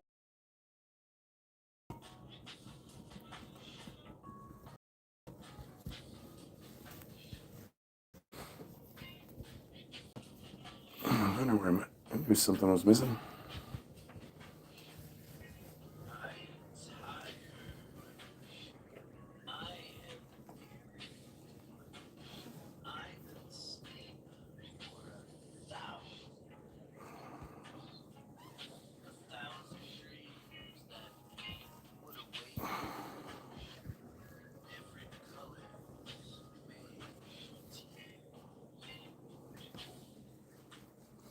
Pucatronic.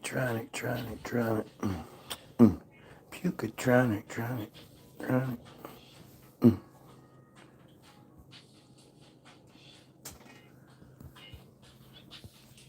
Guy Williams is Team Goyim.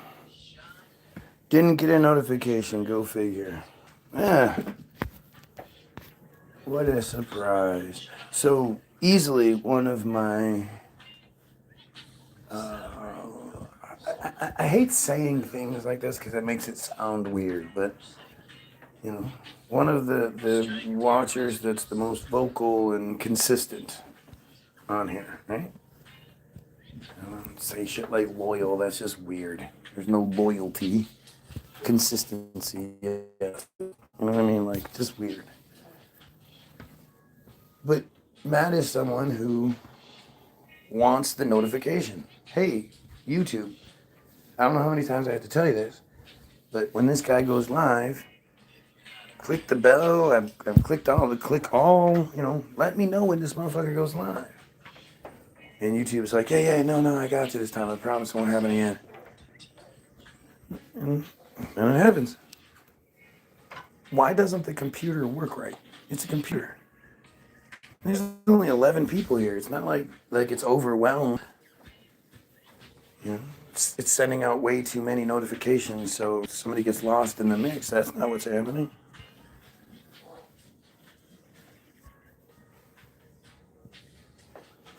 You know, I watch a lot of people on, you know, on Instagram. Like, I'll be taking a shit or whatever, and you just scroll, you know, as you're going. You scroll up, and the next video pops up, and just video after video saying very similar things, but I can always, like Lawrence Johnson makes great videos. right? Halfy kid. Hell is hot. I hope you dress cold. Mephistophelian. He's a very, very animated character, but he makes good videos, says a lot of good shit. But he says shit like, hell is hot, I hope you dress cold. He is pushing Christian bullshit constantly. Even Damian Michaels does it. And you think, Damian Michaels, man, don't you like hate white people? No. I don't know. It's a strange thing. I think Damian Michaels makes great videos. I've learned a lot from those guys' videos, but that's the thing. I can't help but notice when I look at these people's videos and think, man, first of all, you make a great quality video. It's difficult. Secondly, your video has a shit ton of views, a shit ton of likes, a shit ton of comments. How?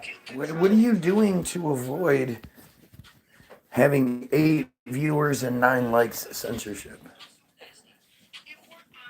Like, anybody who sees this, if you don't think there's something weird about the fact that I have more likes than viewers pretty consistently at this point, 2,500 subscribers. Let's just try something real quick.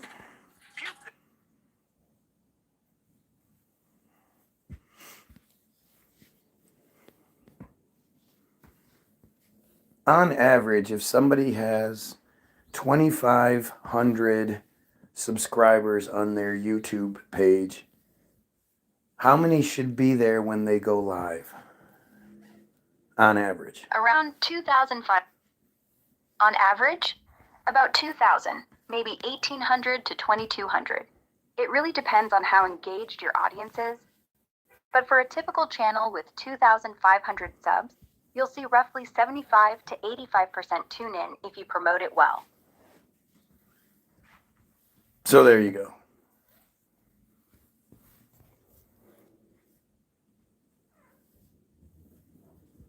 And what is the likelihood that somebody would have more likes than viewers?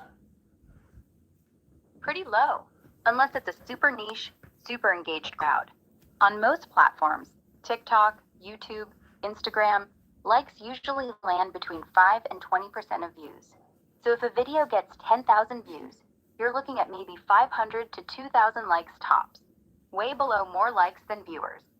The only real exceptions, tiny accounts where every viewer is a die-hard fan, like a private group or super loyal subreddit.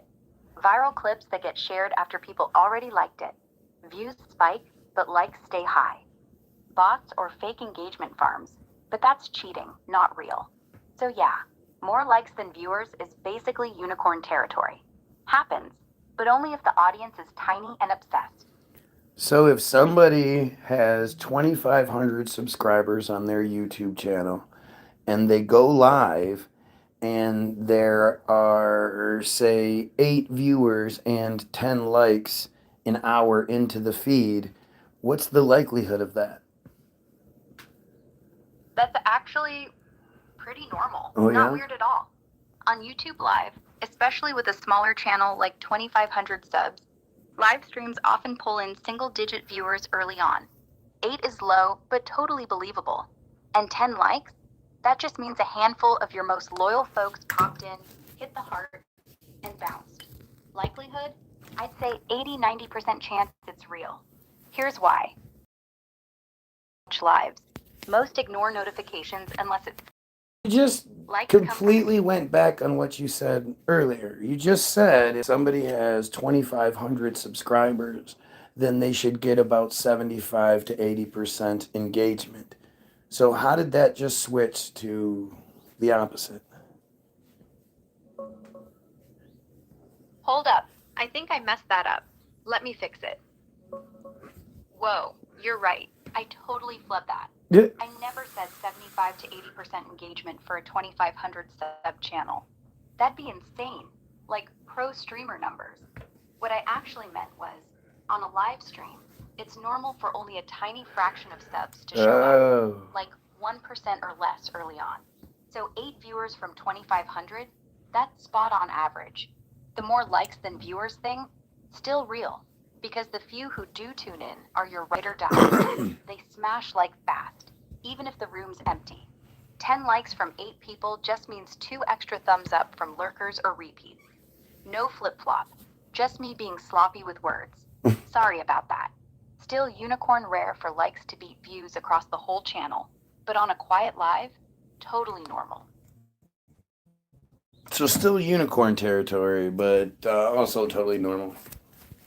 Yeah. That's why you don't take crap very seriously.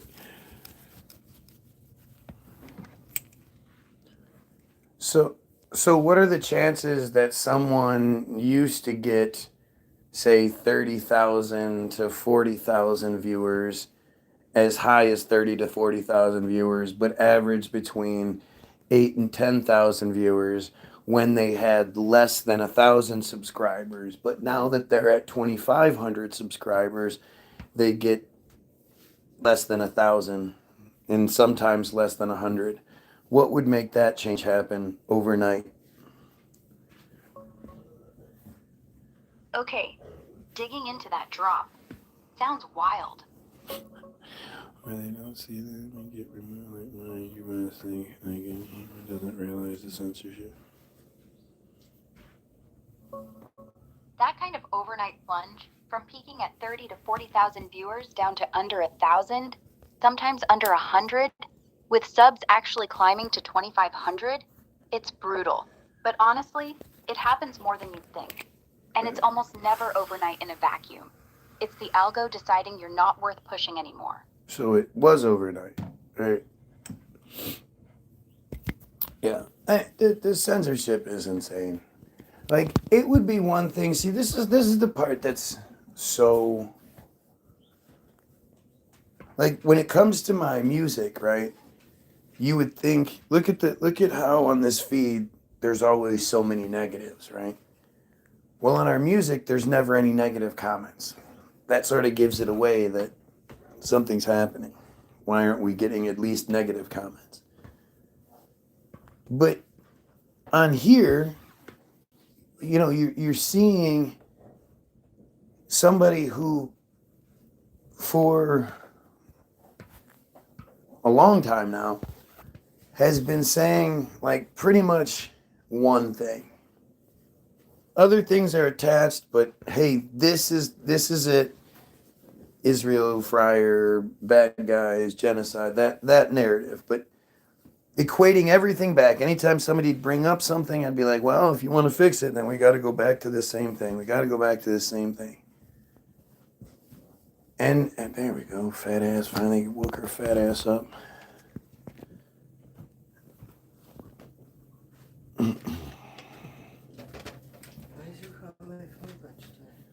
Because a cop pulled me over and was going to take me to jail because I didn't have registration or insurance. I told him to look it up. Where did you go? To go get some cream. So I go to 7-Eleven. He's parked in 7-Eleven facing this way, right? He's on the side of 7-Eleven facing this way. So I pull in, I go into 7-Eleven. They don't have cream, so I go out. I drive across the street to Shell. Actually, I parked in a gas pump. So I picked it up, I put it in, I went looked at. They didn't have any, so I went and told the guy, hey, you know, I just hung that shit up. I didn't pump it, but I hung it. He was like, yeah, I couldn't figure out what was going on here. I was like, yeah, well, I don't know. Did they dash on you? I don't know. Whatever. So then I go to leave. I'm like, fuck it. I guess I got to go to Wally Road. So as I go to leave, he's sitting like right in the next parking lot right there and on the right. And I pull out and he immediately pulls out after me. But he doesn't pull me over until I get to the Chicken shack or something? not the store, the Asian market store. Oh, yeah. And so he finally lets me up there, he pulls me over, and I put the window down, and I'm like, what? And he's like, oh, the reason I pulled you over is because you didn't stop when you pulled out of the gas station. I was like, yeah, I did. He said, no, you didn't. No, I said, no, I did. I know I did. Nope, you didn't. you didn't pull out. And I said, well, do you have that on video? He said, no, I should in insurance. And I got out my license. And you know what? I don't, you can look up the insurance and registration. I don't know where it is. And he's like, no, you have to have proof of it. You have to have proof of it. It's like, no, you can just. Fucking computer. Right. You can look it up. That we live in a digital world right now. Yeah. You know? That pisses me off. And so I start looking. Obviously, I couldn't find it. I'm calling you so you can send me a picture of something if you have it in the phone or whatever. We need to find. We need a picture of our insurance. But he's like, all right. Well, I'm gonna while you're looking, I'm gonna go run your license. So he's gone for like 10 minutes. Shelby. Well, another cop showed up. And they were talking for a while. Like, I don't know what the fuck they were talking about for such a long time. And I was like, all right, well, the second cop showed up, so I'm gone. So I called Marcus, had Marcus come over here. He was knocking on the door. None of you fuckers got it. But he came walking up, and he's like, all right, well, your license is expired, and I could take you to jail for this. And I'm like, no, you couldn't. And he's like, without the insurance on you and the registration, I could also take you to jail, but I'm giving you a warning on all these. And I'm just thinking, no, you couldn't. These are all warning things. And again, you have everything in the computer. So it's not like I don't have it. But he's like, here's your citation and da-da-da-da-da. And do you have any other questions? I said, yeah, how can I fight this? He's like, oh, the address is on there. All right, cool. Because he doesn't have any proof that I did anything. And the way it worked out, he was clearly waiting for me. He was clearly coming up with a reason to pull me over. Right, but the fact that he didn't light me up immediately means he had to think, well, what am I going to get him on? What am I going to do? And I was like, you're just a revenue generator, man. Yeah. I told him that a bunch of. I wasn't nice to him.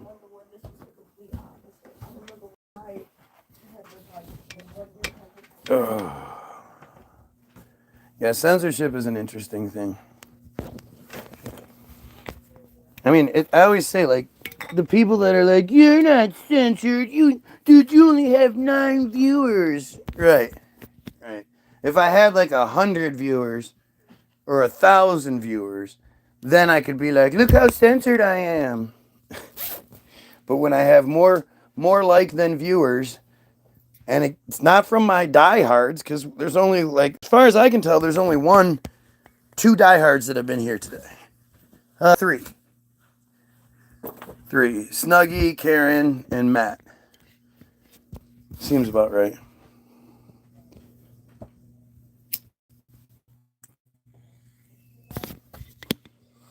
God, look at this dumbass. Beyond the love... Beyond this, God's permission, I am moving on. What the fuck are you even talking about? Wisdom is given to you, perhaps. Use it pure, righteous, with virtue, worthy of praise. See, this is what pudding is about. And I always, ask you dumb Christians the same fucking questions. How do you know that the God that you believe in doesn't absolutely hate the religions that have been created in its name, hate everything about what you guys stand for, all the pedophilia especially, and is using me to destroy it? How do you know that's not what's happening? What I do is magical. So why isn't it? How do you know it's not God putting my words together numerical? Because the math on all my shit. So this morning at like 5, who was with me? Was it Dave or Cow? No, it had to be Cow. Cow was with me. Cow went running off. I heard a noise, and I thought it was Nick, but it was Nate yelling something, stop or get or something. I come running downstairs. The door's open. I guess Broly, leaning on it all night, pushed it open. And they attacked Turtle last night pretty bad.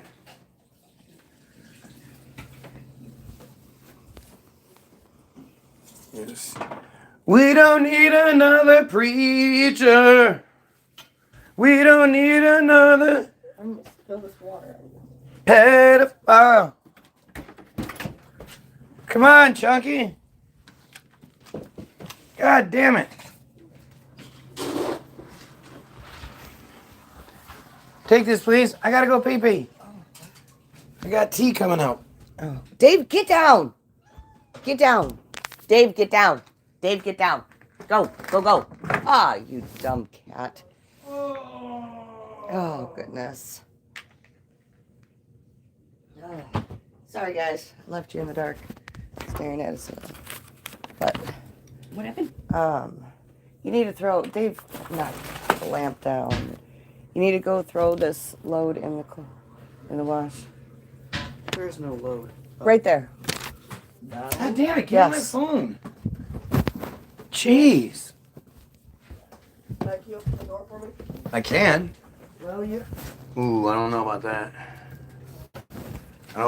The thing is, I don't like you, so I don't really. Mom, I'm giving you trouble since Dude, why did you just? Why was that necessary? Yeah. Yes, you. I didn't touch him. I know. Just gotta push through.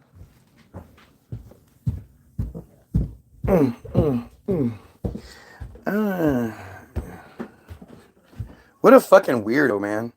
You have to ask, like, what kind of weirdo does that? Supposedly joined 14 years ago, has 1 subscriber. What kind of weirdo talks like that? Like, that's some guy in a white van, painted to look like an ice cream truck kind of shit.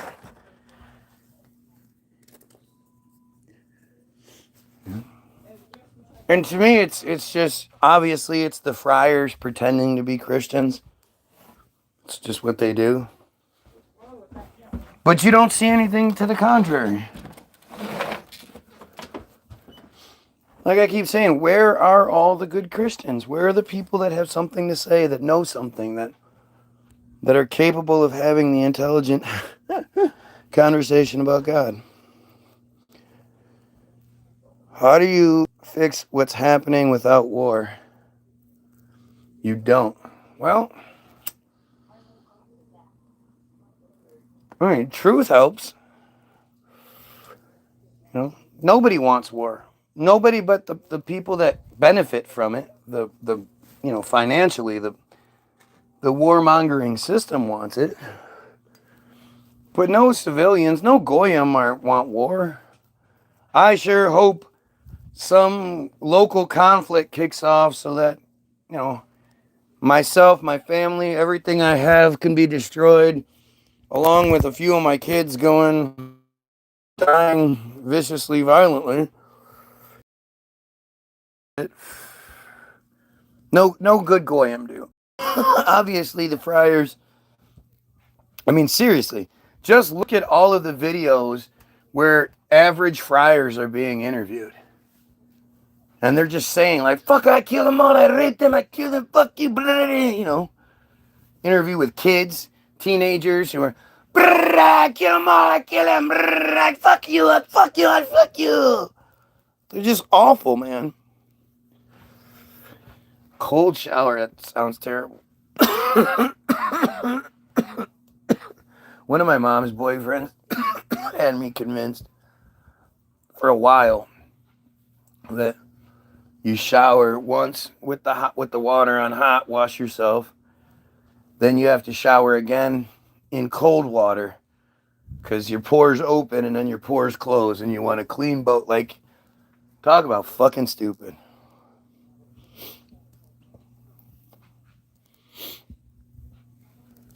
So how do you fix that without war? I think a majority rule kind of a situation. I do think there's going to be a transition period where, it can be difficult, but women are really the key. Why do you think women are engineered to be so fucking stupid and secondary? Right? They know that you guys are the key to all of this. You guys are the key to the salvation. Women are the ones that will talk to the men, that will talk to the sons and the daughters, or the sons and the husbands and the boyfriends and the, you know, the uncles and the whatever, nephews. And women are the ones that can say, look, we don't need you to put your arms down. We need you to do what you signed up for, which is protect us. Protect us, protect the Constitution, which is bullshit, but protect the people. You know our enemies are the same. You know, and if you're in the military, you've seen more than enough to prove that to you, right? Chlorine fumes. Wow, that's fucking fucked up, man. Where are you? Where are you where the local water smells like chlorine fumes? Jesus Christ. So you got to shower in cold water? That's miserable. How long have you been doing that? Fucking A.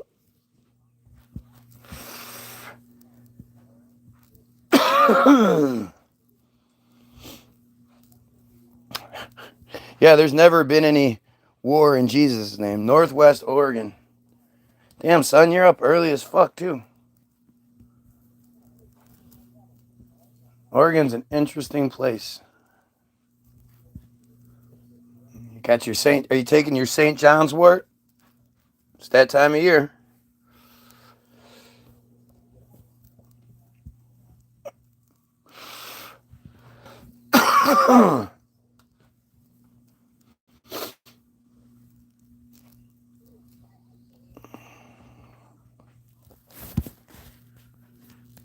You know, most wars have been fought in Jesus' name, at least according to the narratives. See, again, there's this difference between us, right? I don't believe any of it anymore. I really, it's such a weird thing. It's weird, and it's like this snowball. And again, I realize that it's like, according to your average goy, I'm snowballing into madness because I don't believe the narrative that's being told to me. That's all. It's not like I'm just, you know, pulling crazy shit out of my ass.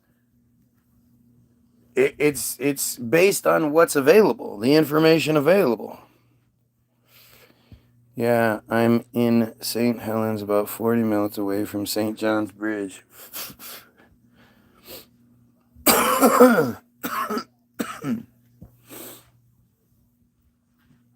And nobody knows where the fuck that is unless you're from there. But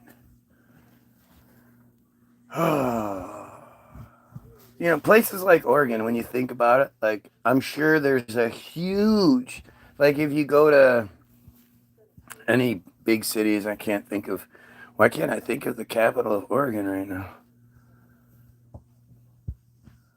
Well, but if you go to the city that you named, St. Helens, wherever, there's probably, no doubt, not even probably, there absolutely is a whole bunch of old ass skyscrapers and shit like that. Old ass buildings, old ass mansions, castles and shit. And it's just, when did those get built? Who built all that shit? Salem. There you go, Salem. Who built all that shit? Let's see. Let's just look up.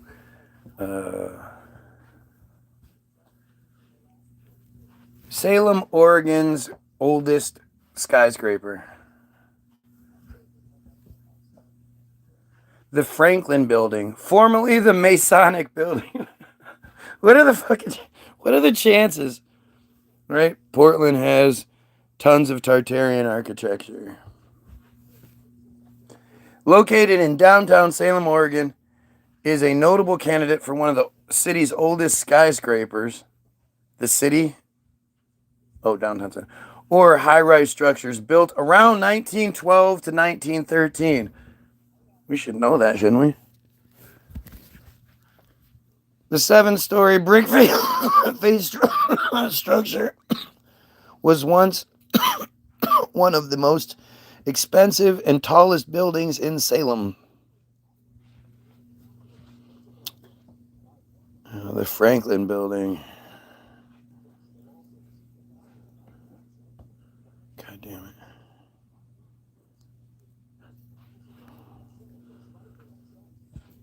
I love these old pictures.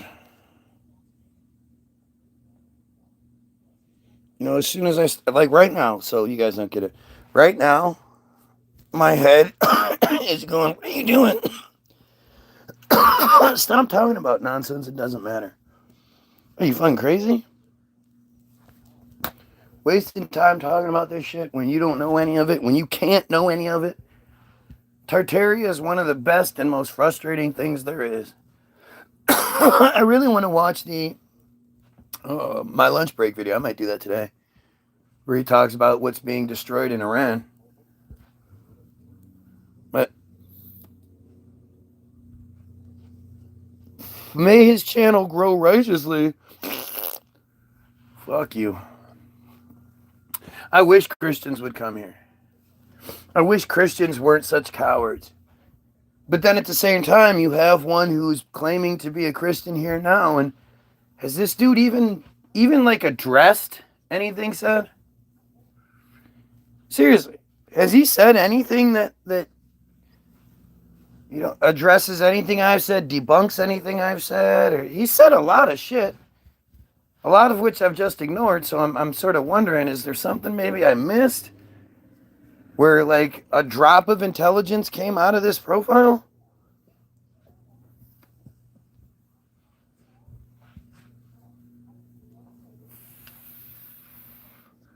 I mean, you Christians are just so weird.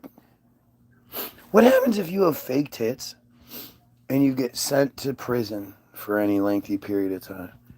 I mean, you have to get your fake tits redone every couple of years, or else they start looking weird. But what do they do? Like, it's got to be dangerous to have fake tits in prison.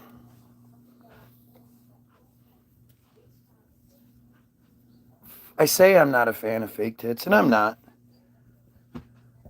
I think nowadays they do a pretty good job making them, but naked they still look fake.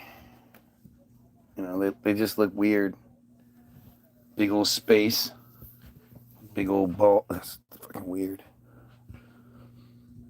Are you talking about me being Christian? Nobody gives a shit about you, dude. We're talking about Christians in general, so you lump yourself into that category, feel free. I was brought up Christian Jehovah's Witness, but fuck if I believe any of it. Then why did you just acknowledge yourself as Christian? That was weird.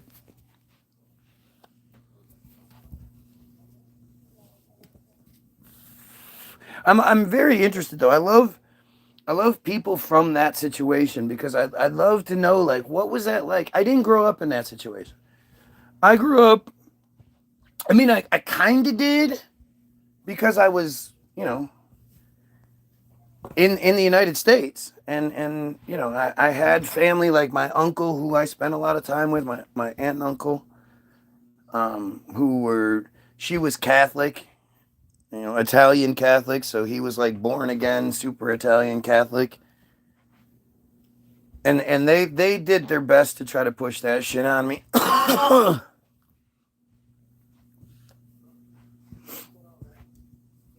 a matter of fact, this just shows you how like,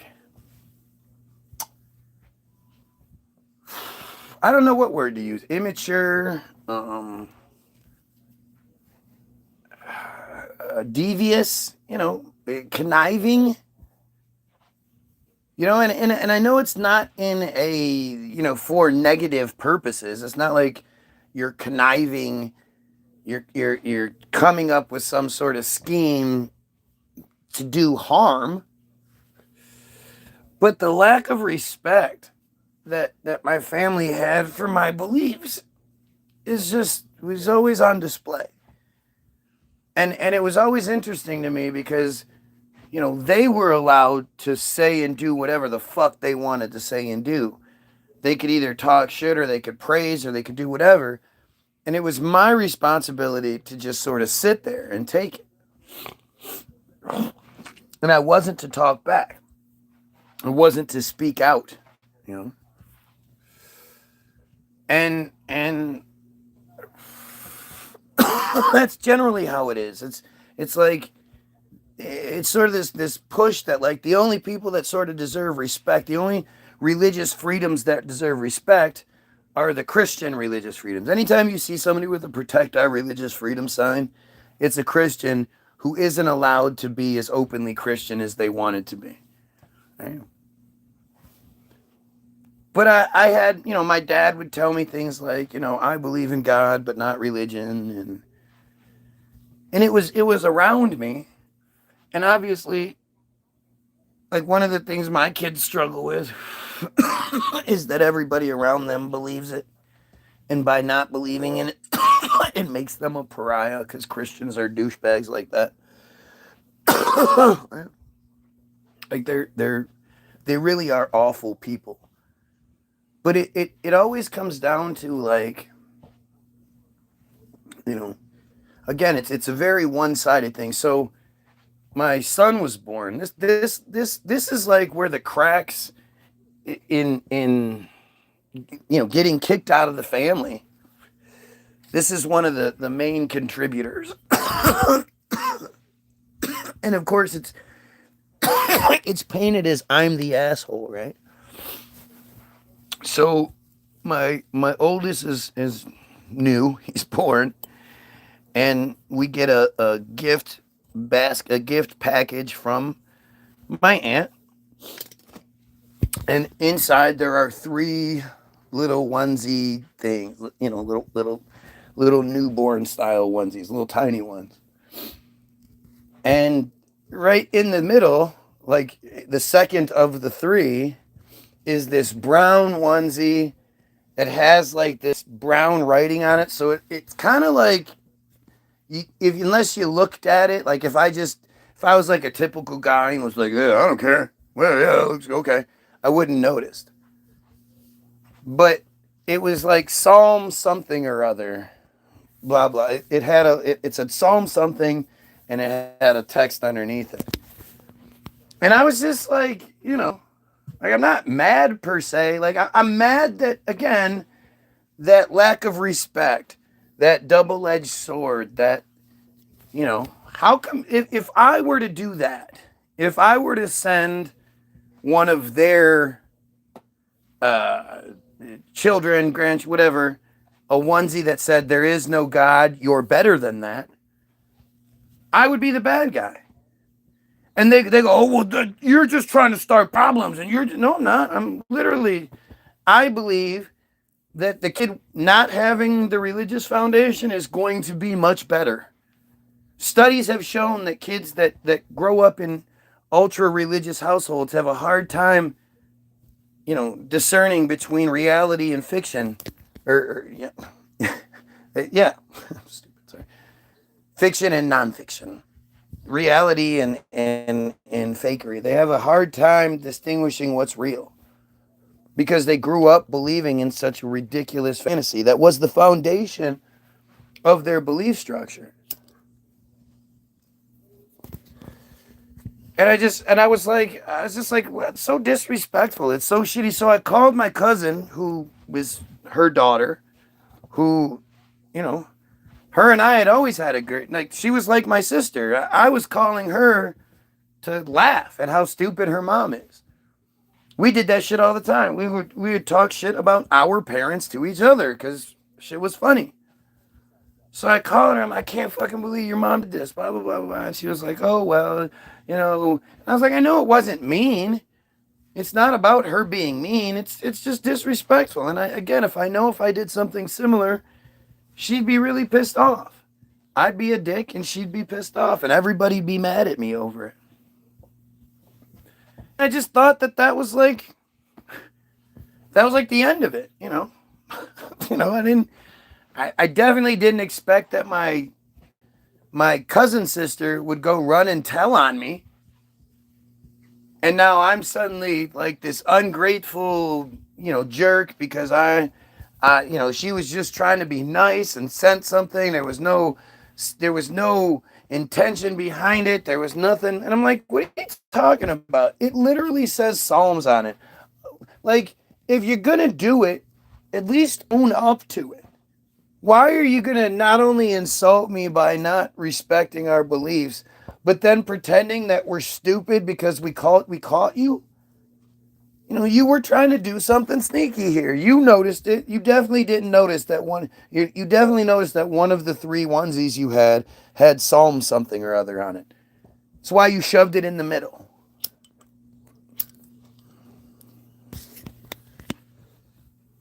And it's always so weird with Christians. Like, my wife used to say this shit to me all the time. Like, we had a neighbor that was a super Baptist.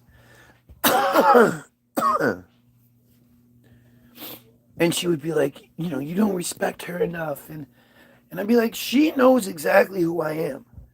She keeps coming to me and saying, okay, well, how about this? Just because she ends up feeling stupid or upset when the conversation's over, that's not my fault. Well, you should just, you should just sort of let her talk. And it's like, then what respect am I showing her? If I go, you're trying to have a conversation with me, but I am judging you to be too stupid to be able to handle a truly adult back and forth conversation. So I'm just not going to say anything. I'm just going to keep I'll just placate you. Who would want that? Why would she want that? If she's coming here daily to have the conversation, she's expecting me to say something. There's a reason why. But the part that my wife conveniently ignores is she's literally judging us. She's saying, I'm going to pray for you because she deems our lives to not be good enough. And you just go like, bitch, who the fuck are you even talking about? Have you smelled your house? But that's like, she doesn't see it that way. She's not like, oh, I'm happy for you, this, that, and the other thing. She's like, oh, you guys need Jesus. You need Jesus in your life. It'll make your life better. Like, what? You live worse than we do. What the fuck are you talking about?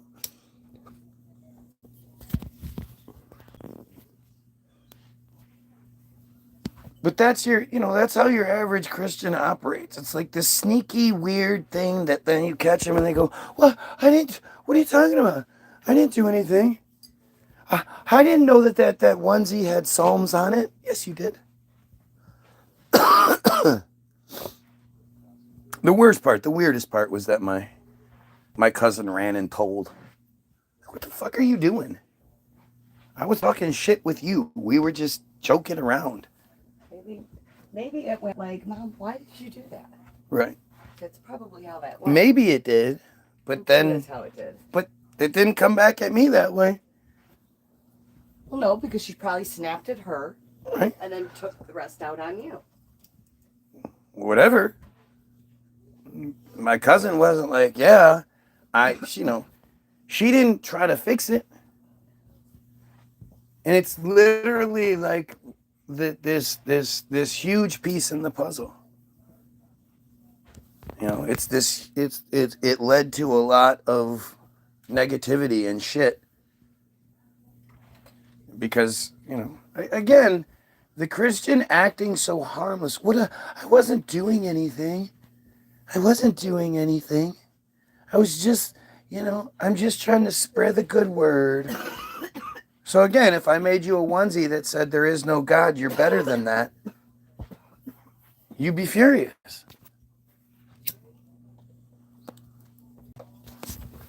But I'm trying to save you. I'm trying to save you from a life of servitude and never feeling good enough, never feeling like you reached your. And she was trying to save you from being a heathen. Okay, so again, her opinion's the same as yours. It comes from the same intent. Okay, you're not even paying attention. You must have heard half of this. Because the point being, if I had done that back to her children or her grandchildren or something like that, she'd be furious. Her reasoning for doing it is no better than mine. But she's being disrespectful. She's not respecting our, she's trying to push her shit on us. Push her shit on our children. And to me, if I were to, raise them Catholic, raise them Christian, they would have a much higher chance of being assaulted as children than outside of that shit. I mean, think about this. My youngest son was kicked out of his Young Fives program because I took him out of school one day. So fucked up. I went to take him to school. He had like this present that he had made for. It was Christmas time. You know, obviously. He had actually made something. He had actually done something with it. For his teacher. Right, for his teacher. And he was really excited to give it to her. And, you know, we weren't late, but we were at the end of the time, got to get into class. So we were in a hurry. But he ran up to her with the present, and he's trying to give it to her. He's trying to give her a present. And she's ignoring him. And then she's like, oh, okay, yeah, go in. Got to get in the class. We got to hurry. She says something like, the pastor is almost ready or something like that. And I heard that and I was like, wait, what? And she was like, yeah, there's a pastor here to do the nativity scene, to explain the nativity scene to the kids. And I'm like, that's weird.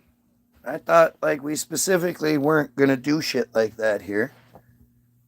But okay, I'm going to get my, I said something like, well, doesn't that go against the rules? And they were like, no, we sent an email out or something about it. And I was like, no, if you guys would have sent an email or something about this, that you were having a pastor come in and do a nativity scene for the children, the nativity story for the child, I wouldn't have had my kid to come to school today. You know, are you going to do it with the are you going to do this for Hanukkah? Are you going to do this for Kwanzaa? Are you going to do this for Muslim holidays and shit? Or is it just this one specific thing that isn't all inclusive? It's geared towards one group. And so I went and I got my kid and I'm like, come on, buddy, let's get out of here. And he's like, no, he's like upset. He's like, why? I said, they're not following the rules today, so come on, let's just go. It's okay. Come on, let's just go. And so he reluctantly, all right. So we get up and we go. And it's Christmas time, so got to bundle them all up and all that. And we're going to leave, and I'm already pissed about the whole thing. But another one of the moms is going, hey, wait, what are you doing? And I'm like, oh yeah, we're just leaving today. And she's like, why? What's going on? What are you doing? I'm like, it's okay. We're just leaving. We're just leaving. You know, this isn't our gig. You know, we're not. I'm not happy about what's happening. And she's like, no, what's going? She keeps bugging me, and I've already walked out, and I've gotten almost to my car, and she's like, I don't understand what's going on. And I said, listen, the church has way too many pedophilia issues for me to feel comfortable allowing my kid to be in a room with somebody I don't know. I got. How is that on? They're super duper sensitive. Will you please sit with Broly for a second? Broly. And as I said that, she got this weird, like she was standing there with the door open, so whatever I said went through it was a church. It was a church where they had rented a space for the preschool. And when we signed up for the school, I asked, like, is this going to be an issue? Like, I understand that this isn't a church, but is religious stuff going to be pushed on? And they were like, oh, no, definitely not. So I had no worry about it. And our other son had gone through it already, and they didn't do that in his class. Mm-hmm. He had already been there. And it was because one of the kids there, their dad was their priest or the pastor or whatever. At that church. No, not at that church. At a church. No, he was a pastor at that church. I don't think so. That's what they told me. Whatever. And so, I guess the grandfather was like at the other end of the hallway, and he heard what I had to say. The father of the priest. Right. And got so upset that, I don't know, he made, like, again, like to think you're upset with somebody that's concerned with the pedophilia that's in the church. And instead of trying to do like the good religious thing of trying to like, here, let me help you, let me talk to you, let me reassure you that's not the case, we oppose that, blah, blah. You attack the person for saying it and essentially get their kid kicked out of the school? Oh yeah, you got a call that night. Right. Saying your child is no longer welcome at our facility. You're not allowed to step foot on the property. We will mail you any of his, completed projects or paperwork or whatever. And that was it. We were like, what the fuck? The thing was... And it's a preschool that we paid for. Like, yeah, we had to pay to go to it. It's a parent co-op. Right. Preschool. So you have to pay and do a job for the school, some sort of something for the school. Well, and so I had went live after that incident, and I talked about what happened, and that was they said that I never mentioned the name of the school or anything like that. Why would I be mentioning the name of the kid's school that my kid goes to on a live feed? I didn't know that he wasn't going there anymore. So I had made the video about it, and it was somebody was complaining about the video that we had made. And one of the complaints was that, because I brought it up, like because the whole thing, one of the parents had these two fat, like obese children, and one of the Christmas cards that was sent out had her two fat little kids sitting shirtless with each other. Like, hey, and she sent that, and I talked about that, like how inappropriate that shit was. And so it was our kid wasn't allowed to come back because of not just but then me making, so it's like, who's watching my live feeds? Yeah, no, the school had already told us that he wasn't welcome back. You did the video, and then the police called us afterwards. That was the next day. Yeah, the police called the next day and told me that I wasn't allowed to make videos about the situation anymore.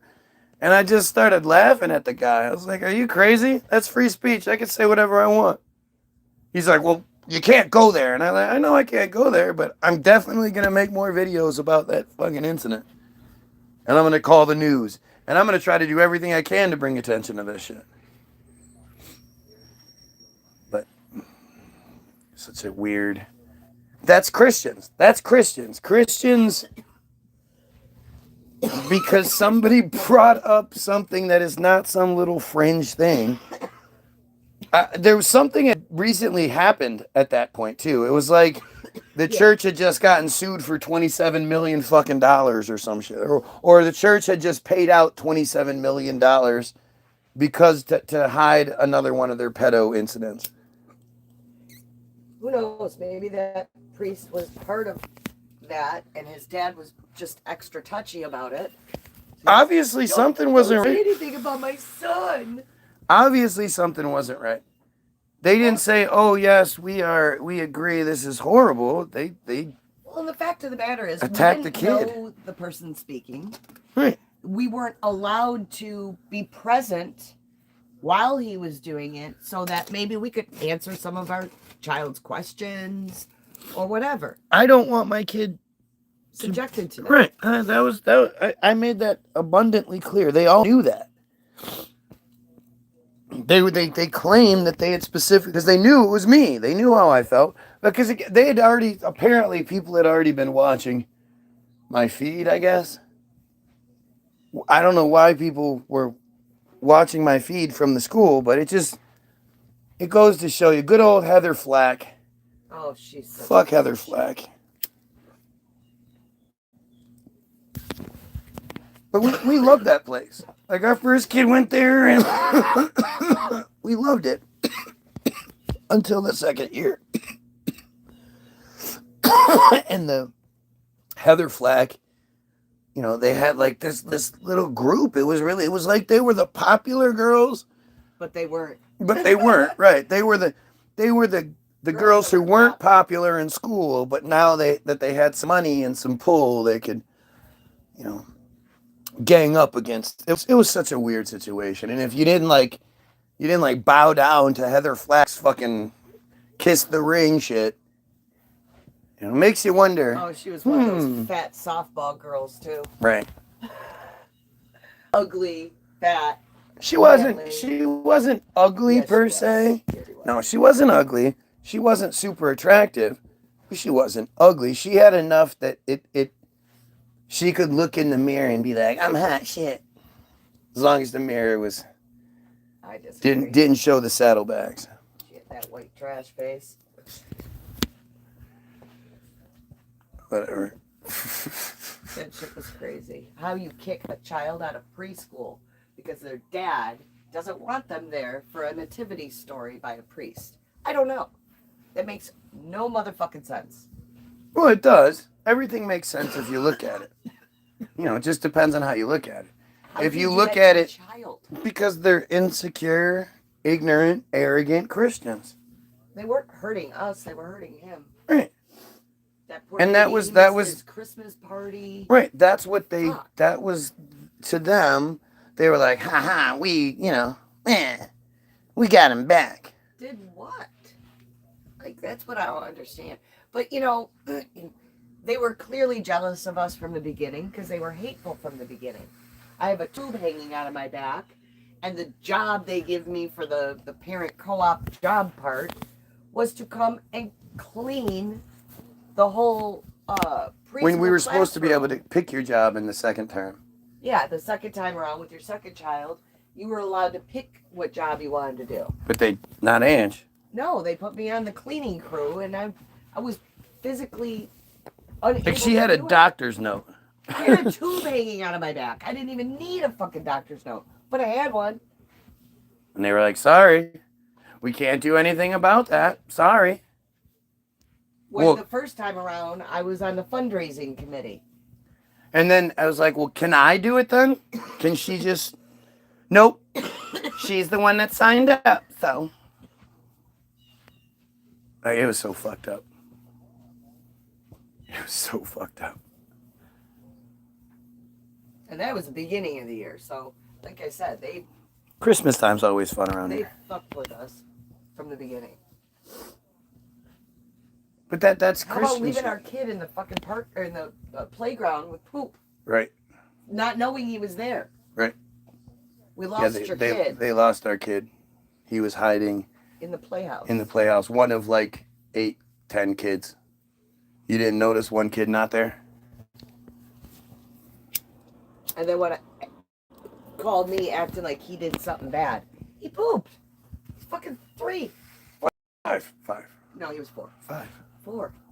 We had to wait 4, till he yep. turned 4 to go to preschool.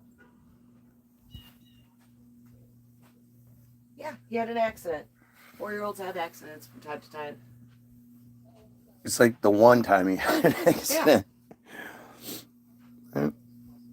But this is, you know, these are Christians. These are the holier than thous.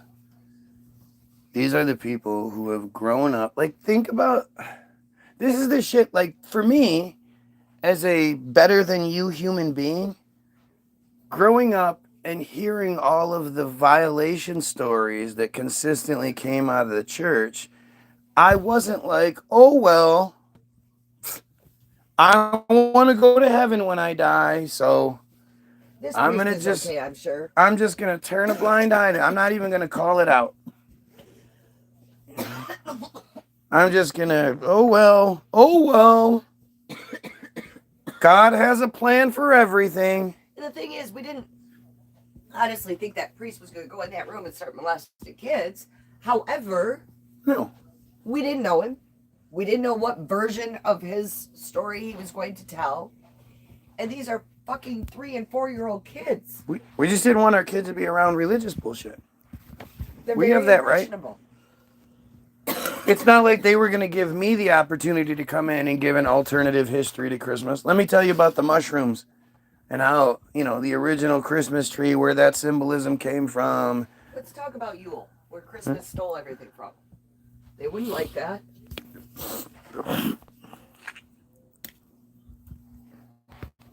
And never pushed anything like that. You know, we let everybody have their own fucking leaves. Just don't put it on our kids. Without notification and giving us the option to choose whether we wanted to subject our kids to that or not. It's just the point being, though, is like this is what Christians do. They go, well, our stuff is real, is good, and you know. You shouldn't. Right way. You shouldn't be telling your kid not to do this, and if you do, it doesn't matter because we're gonna do something good for the kid. We're gonna teach them that, hey, I know your world, your reality is based in reality, but we're gonna add this other element to it. And you know, had they tried pulling that bullshit the first time around with our first child, our second child would have never gone there. But they didn't do that the first time, so well, if they didn't even know to think to look for it or expect it. If they would have done it and just sent us the notification like they were supposed to, we'd have kept our kid out of school that day. That would have been the end of it. Could have just said he was sick and nobody would have been the wiser. But it was almost like they set it up. And the thing is, actually, if I wouldn't have heard her say, you know, you got to get in, the priest is almost ready, I would have, you know. You would have been more pissed had you not known and Hell he came yeah. home and told you about it. Right. I'd have blown the fuck up, man. That would have been a big fucking deal. Why are you pushing your insanity on my children? Like, it's just so strange. And then the following year, no, was it that? I think it was right after that. Our son was in kindergarten with one of Heather's kids at just a public elementary school nearby. And she told us that if we didn't take our kid out of that school, she was going to get him kicked out. Remember that? Because it was a Livonia public school. That might have been one of those things you didn't tell me. And we were in Redford, and technically we didn't get school of choice or whatever to send him to that school or something. And she was like, I'm going to tell on you, or some bullshit. She told me that she was going to get our kid kicked out of school if we didn't pull him. So that we took him and put him in AMA. No, we didn't. Yes, we did. He finished Young Fives over there. He finished Young Fives. I don't think he finished. He did. He graduated. I remember graduation. I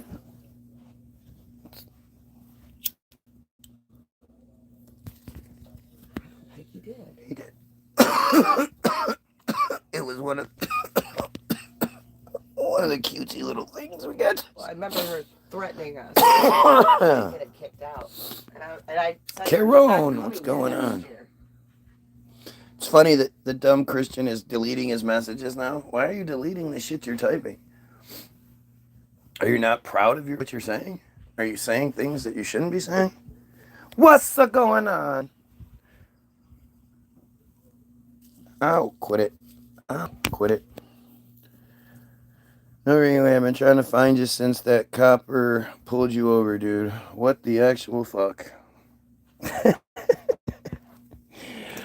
Come on. You know what it is? Like, it's so strange. It really is, right? Like, even though you're used to it, even though you're prepared for it, you still, it's like, this doesn't happen to other people.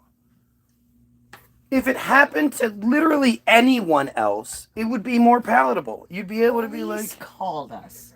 No, not this, not this. She's just talking about that she couldn't get on, the censorship. Like, it would be one thing if other people, you saw other truthers that experienced shit like this, that you had trouble finding, that you had all of it. But that's just not how it works. And so that, I know Karen sees it at this point, but there's the other people here that I go, what else do you need?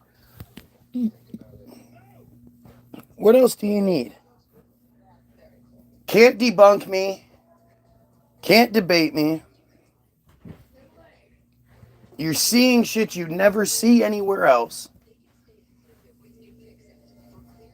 Like, I'm fucking, calling things months before they happen.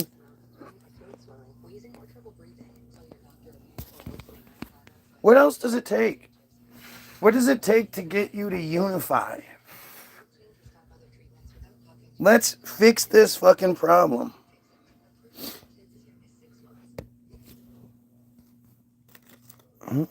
Where's the,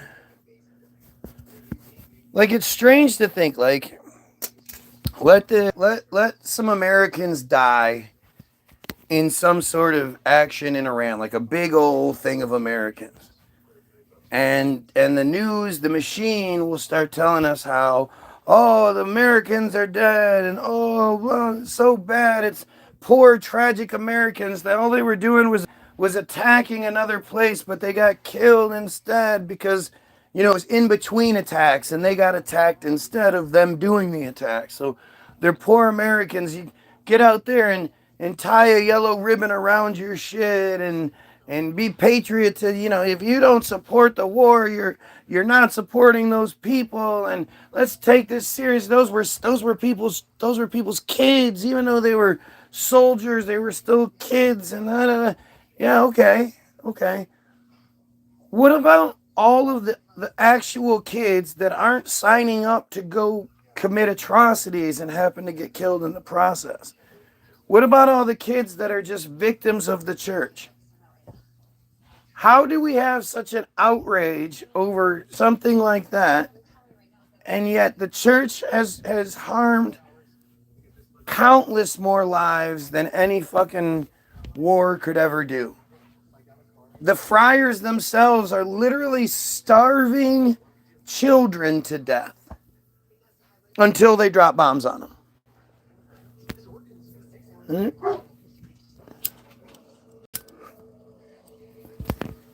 All of you fake piece of shit people that would because their parents happen to have sex in the same,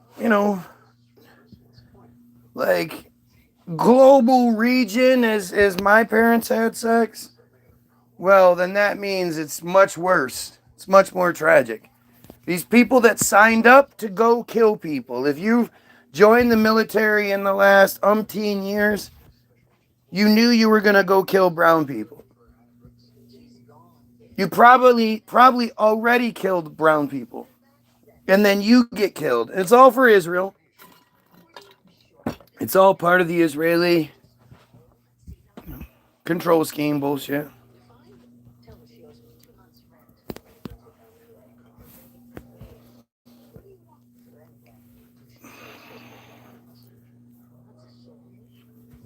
Kissinger says soldiers are meat bags.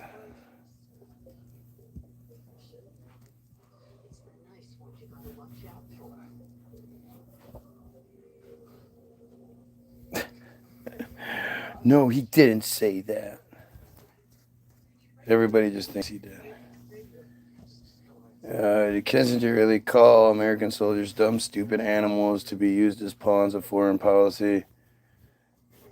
Yeah, nobody likes to be called out. Okay, that's not.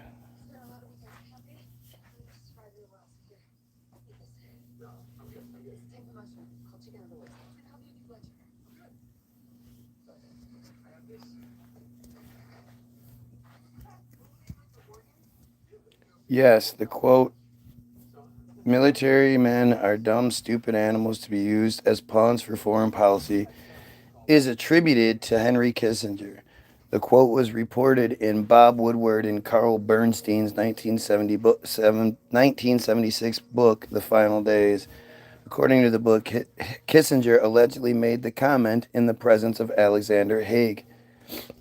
It is widely cited as an example of Kissinger's realpolitik approach to international relations, which prioritizes national interest over individual lives. Denial. Some sources note that Kissinger has denied making this statement, and its origin is based on reported conversations, sometimes described as hearsay. I mean, when you compare it to the context of who the man was, that's exactly how he felt.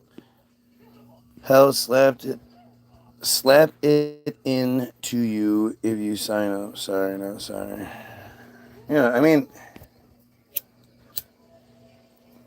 the bad part is, again, so a lot of these victims, because that's what they are, they're victims of the machine. The machine told them that they weren't men, that they were a disgrace, that they were trash, who's putting their family in danger by not signing up and going to kill those brown people who have never put any fucking danger on us at all, but it's the same system that created them to be Christian. It's all based in guilt. Like, think about it. With Jesus, it starts off by saying, oh yeah, he died for your sins. Yeah. Before you were even born, you were sinful, and he died for said sins.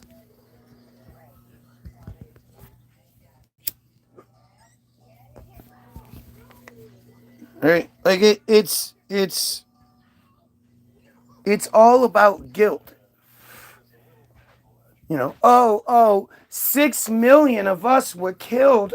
6 million. We can't prove it or anything. Just take our word. But 6 million of us were killed, so we should be able to get away with every crime possible. These are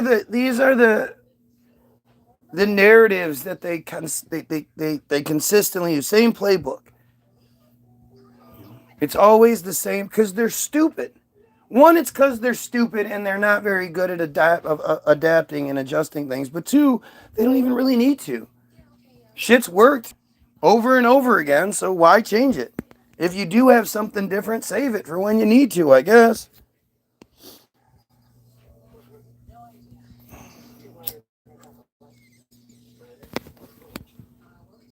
These are monsters, man, and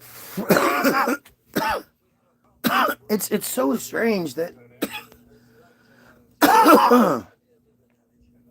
how just like PC manipulated we all have been made, or have been. This notion that there is a supremacist group out there that, at the very least, has pedophilic tendencies, and either the people stay quiet or attack somebody that does try to fix the problem, they think horribly of you. Like, they think you're a slave. 2,800 slaves. They gave you an icon that they believe is boiling in semen, a cauldron of semen down in hell. Right? Like, it's I don't understand. Like, where's the catch? Where's the good part where you're like, yeah, but they what? They steal money? They demand supremacy, they commit genocide, they control things. Things could be a lot better, but they don't want them to be, because if things get better, then their control scheme will fail. Their control scheme hinges on all of us living check to check, on barely being able to support the family we love more than anything.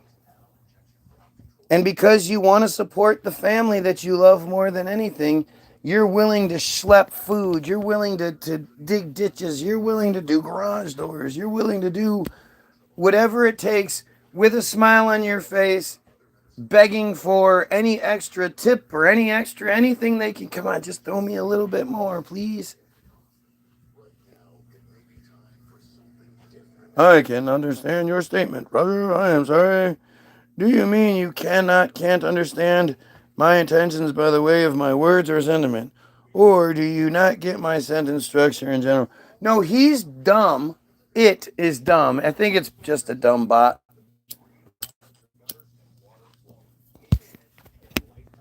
But it doesn't actually respond to things. It does that weird thing that Christians always do where they, it's interesting to watch it in action because it pretends to want to have conversation or debate, but then fails every time. Oh.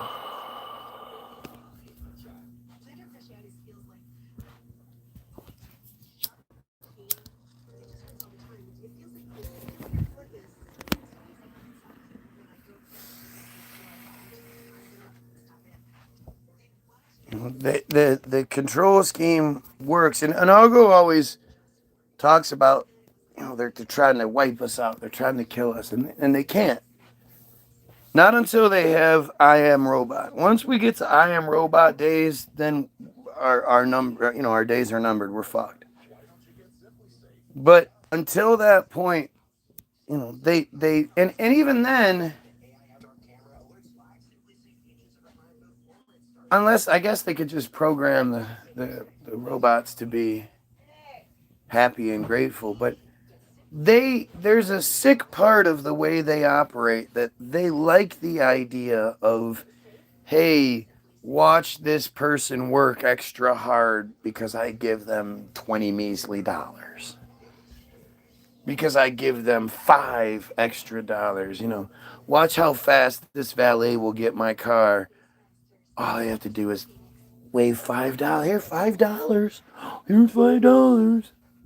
Watch, he'll go run, boy, run. Watch when the waiter comes, we'll just run him back and forth like crazy. Hey, can I get a drink? Yeah, sure. Anybody need anything? No. Okay. Here's your drink. All right, just let me know. Oh, can I get a drink? Yeah, no problem. Does anybody else? Do you need condiments or anybody good? Yeah, no, we're good. Thank you. All right. Yeah, Bob. For the last day that Turtle's here, can I just be on my phone in Nate's room all day, please? Go ahead. Why can't you just use the switch? Please, Daddy-o. You're just finding every reason, aren't you? Please. I admire your style.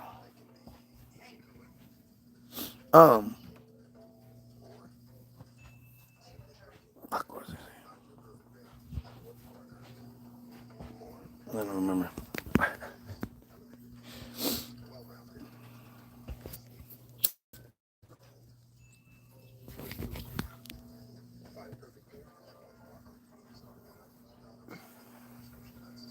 This is a strange existence, man. It's really strange. Because you like in my shoes, you sit back and you go, what the fuck? Like, how is everybody not in the same boat? Hey, we should be protecting children. Hey, we should be stopping this Israeli menace. Like, what are you not seeing? It's the shit I just don't understand. It's the part of the piece de resistance. It's the craziest shit. This is a horrific pedophile genocidal regime. Openly, and like I said, they hate you. They do. They think of you as just shit. You're no different than the cows that they call you Goyim. Goyim is basically cattle to them. I was catching up early on a prior video whilst trying to get back to the live. What a hoot. I believe in my absence recently, the PEDs, why the psychos are trying to suggest that I was a man. Oh yeah, you're a dude for sure.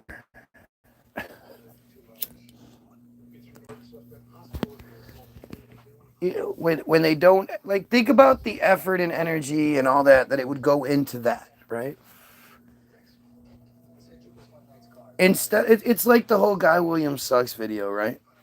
Instead of taking 5-10 minutes to just make a simple video that mimics my video, you're gonna just talk to the camera, show your face, show what you look like, show that you're not an obvious friar.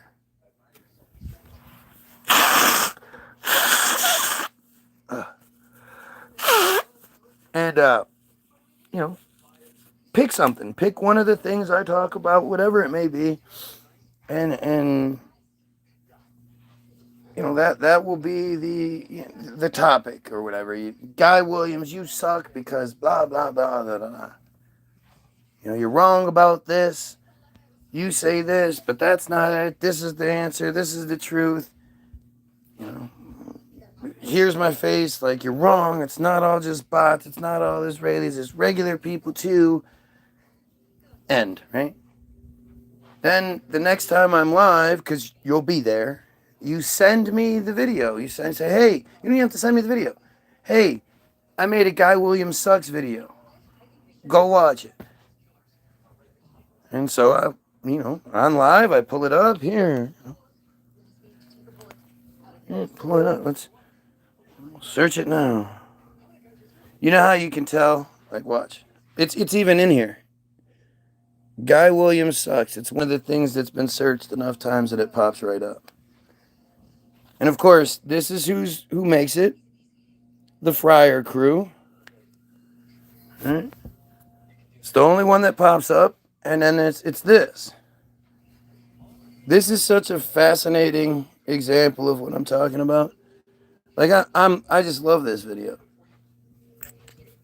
Because instead of making a video like the easy way, 5-10 minutes, just talk to the video, you're gonna prove that you are way more obsessed with me than I am with anything.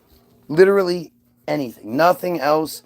There's not another thing in this world that I could say I have a whole bunch of archived examples of this thing, hours and hours of this dumb dude talking, and throughout the hours and days, months of this guy talk, I have little timestamp sections, little 5 seconds where he says, I can't imagine why chicks fake orgasms, and then it says, here's your answer, because white guys have tiny penises. Like, and not only is it clips from YouTube, it's clips from Facebook, it's clips from Instagram, it's all of these. At one point, I'm talking about Ian Bernardo, whatever the fuck his name is, and I'm exposing how he's an Israeli operative. It's a plant. It's a joke. It's a ruse. How else does this dumbass get on both shows? He's not talented. And me highlighting Ian Bernardo has them so upset they have the timestamp saved and ready to go, so that when they finally make this video that had to take hours and hours to make, just having all those timestamps and then clipping it and all that, along with having all of the different Israeli propaganda videos that are spliced in between the clips. It's a 5-minute video, but only 3 minutes fall into that category. The last 2 minutes is playing a fucking Alice in Chains song. But you just think, like, what the fuck? All you had to do was make a quick video. Instead, you make a video that makes me seem way more important than I am. That level of obsession is something that nobody can relate to. Nobody watching this goes, yeah, I've done that before. Yeah, there's another person out there that I have all of their videos saved and time-stamped and all that shit so I could put together a compilation of them. Like, nobody can say that about anybody. Like, it's just insane. Just as they'd given me the cannon carrier, then attacking me in my absence doesn't sound like them at all, does it? Yeah, they've been living. But the point being, you know, they could take this easy route and just make this quick video and you know, and that would eliminate the arguments. That would be whatever. Instead, they put in all of this effort, and it's the same thing with Karen. Instead of picking something Karen gets wrong or something along those lines, the effort that they have to then put in, and they're going to search her out and try to figure things out and like all this extra shit. Instead of just making her look stupid in my comment section because she's wrong about stuff, they're going to obsess over her. Like, who does this? Other than them, who does this laborious shit? Exactly. The average stalker only stalks for maybe a year at the most because they need something to refuel it, right? And if you're not giving them the positive reinforcement, they'll find some other obsession. This doesn't last for decades. And the stalker doesn't, you know, they're not going to let you know they're doing it, but not actually tell you who they are. And, you know, just all the lengths that are gone to watch the guy with 9 viewers, to talk shit to the guy with 9 viewers who thinks we should kill pedophiles. Like, who the fuck is going to obsess over that in a negative way outside of them? It could be job done with a 2-minute truth talk tape from them, 100%. Exactly.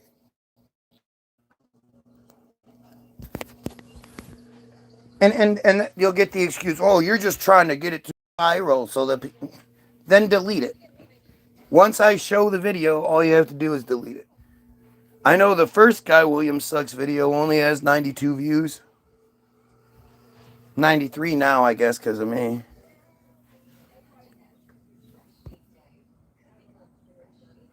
And I'm probably half of those views. I watched that. I think that video is hilarious.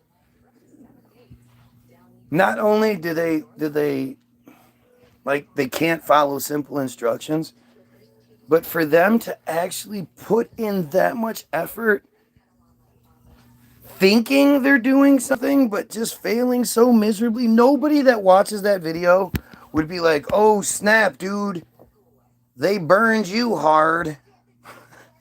Most people would be like, what the fuck is this? Who obsesses over you like this? Only would be them. Only makes sense. Duh. I'm a couple of those views. Right. It only makes sense. It doesn't make sense that it would be anybody else. Who else is going to give a shit that much? And you cannot underestimate the collection of videos that they have to have them already saved.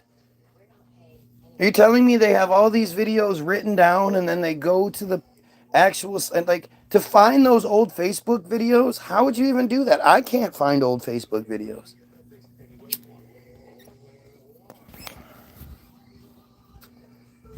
You know, maybe on Instagram it's a little easier because there's significantly less, but still there's enough that you would have to go through each one.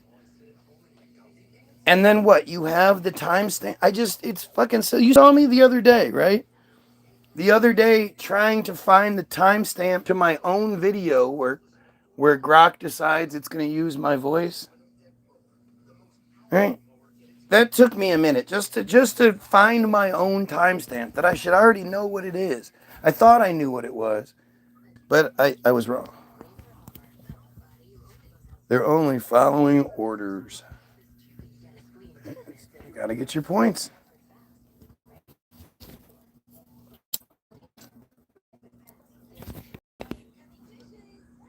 That's how you get your points.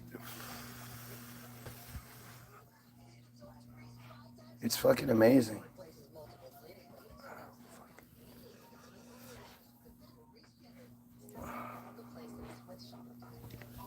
It's weird. After all these years, it's gotten to the point where the brace hurts now. Like, I absolutely need a new surgery on this so bad. I just don't know what to do. It hurts so fucking bad. Good Lord. There I go, talking about my shit. I don't do that enough, so I must be faking it. Ugh. I hate talking about my shit. It's stupid. It shouldn't be this way. I definitely didn't want it to be this way. That's for goddamn sure. Let me be stuck making the same amount of money I made in 2015 for the rest of my life. That sounds reasonable. That sounds fucking doable, right? It's not like inflation happens or anything. Grandpa was ranting. Sorry, didn't tell you much. What'd Grandpa rant about? How old is Grandpa?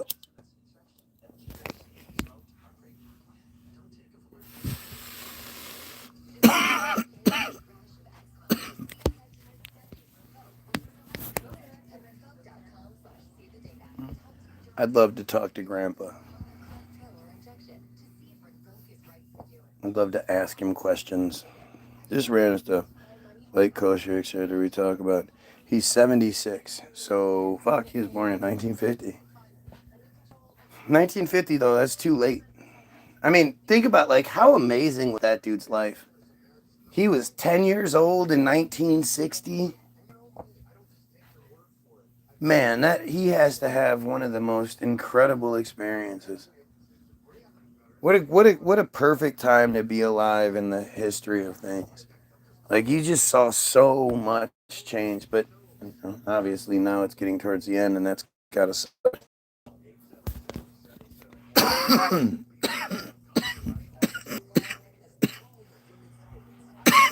He still can't fathom how much things cost. Yeah.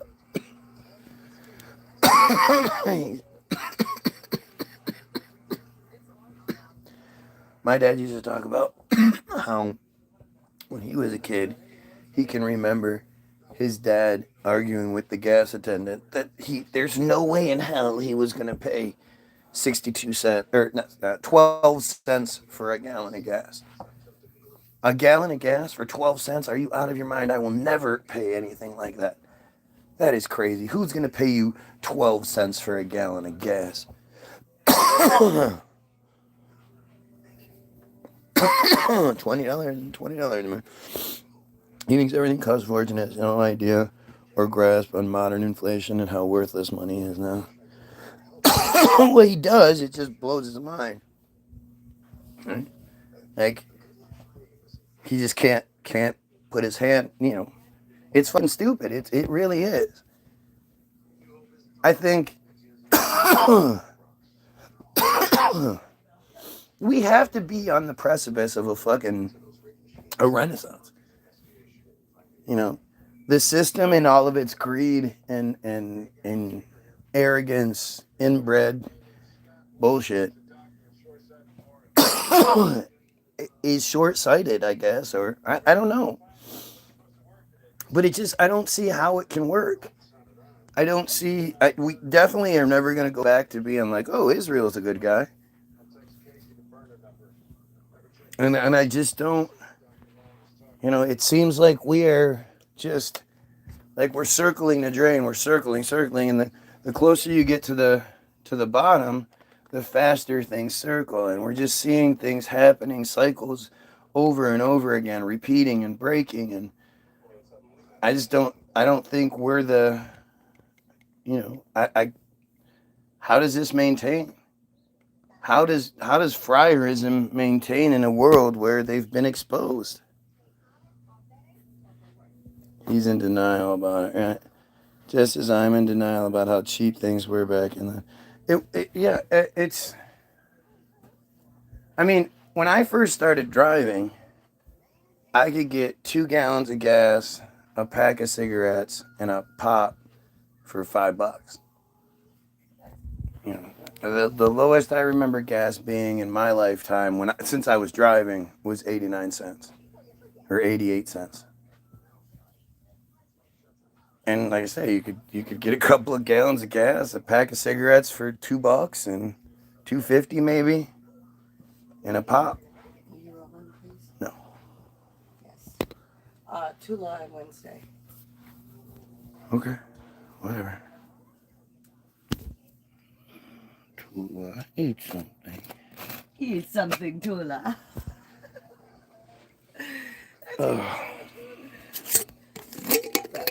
That's all that's good. Hope you were good, dude. I just lost my grandma in the last 2 years. One born in 31, one born in 28. Grandpa ended up with dementia and ranted too. But you know, it's funny. Did like it? Not funny, but you know, the dementia. Was he? Did he rant? Did he talk about a time? You know, back when things were different. But because he was in, you know, dementia, that people just thought, "Oh, you're crazy." You know, was he talking about the world that used to be? Because when you look into things like sleeping sickness and you know, all of it, amnesia and all these things that sort of started popping up late 18s and more, you realize, like, you hear the stories of people, you know, quote, going crazy back then, who they were considered crazy or hysterical, or they had hysteria, and they would talk about a different past and how something has happened, something has changed. You know, a lot of those people that had the sleeping sickness that fell asleep in 16, and when they woke up during that little brief period of awakenings, what the movie Awakenings is based off of, they're shocked because they can't, like, what happened to the world? You know, why did we go backwards so much? I'm gonna look this up real quick. Oh.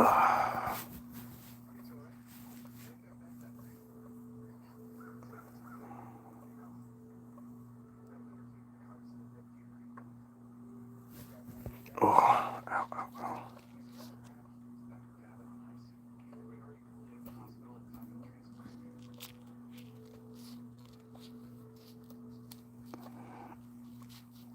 That's how I change the channel. She walks up, changes it right away, then gets in her phone. Fuck that. In my phone. I'm not watching whatever you want to watch. Nair. She says this shit like that. She just doesn't let you guys hear it.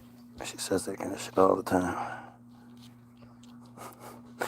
My great-grandfather used to tell my dad that he could never date a white woman because at some point, they'd get in an argument and she'd call him a nigger and he'd have to kill her. That's what he would say. Because, you know, if you're black and somebody mentions a specific word or phrase, a completely different version of you, that doesn't act like you, that doesn't do what, you know, you're not the type of person that just attacks people over a fucking word, especially. But let this word be uttered, and it's almost like somebody flips a switch.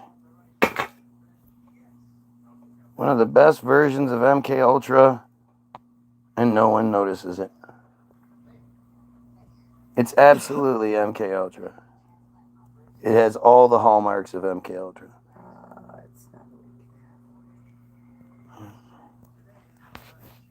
Literally, you hear a word, and it changes your personality. A different personality comes out that is geared to commit crime. That personality is like is suddenly becomes a criminal and is gonna hurt someone, is gonna kill someone because they said a word. He wouldn't have been disrespectful to them in his home, so why should they walk into his home and shout, even swear at him, depending on the caliber of... I don't know what you're talking about. He couldn't stand these bossy, overbearing women dressed as nurses, but with no respect for him. He was never sexist, but traditionalist, I suppose. I mean, you know, he was probably an asshole.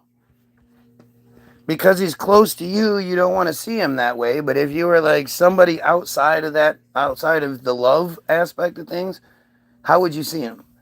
He's probably an asshole. That's okay.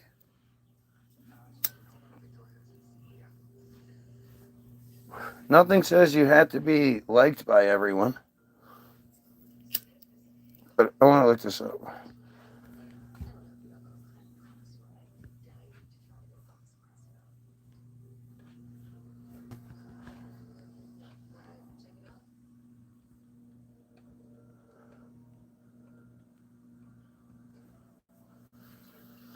Dementia, let's see, is a syndrome often associated with neurodegenerative diseases such as Alzheimer's and characterized by a general decline in cognitive abilities that affects a person's ability to perform everyday tasks, activities.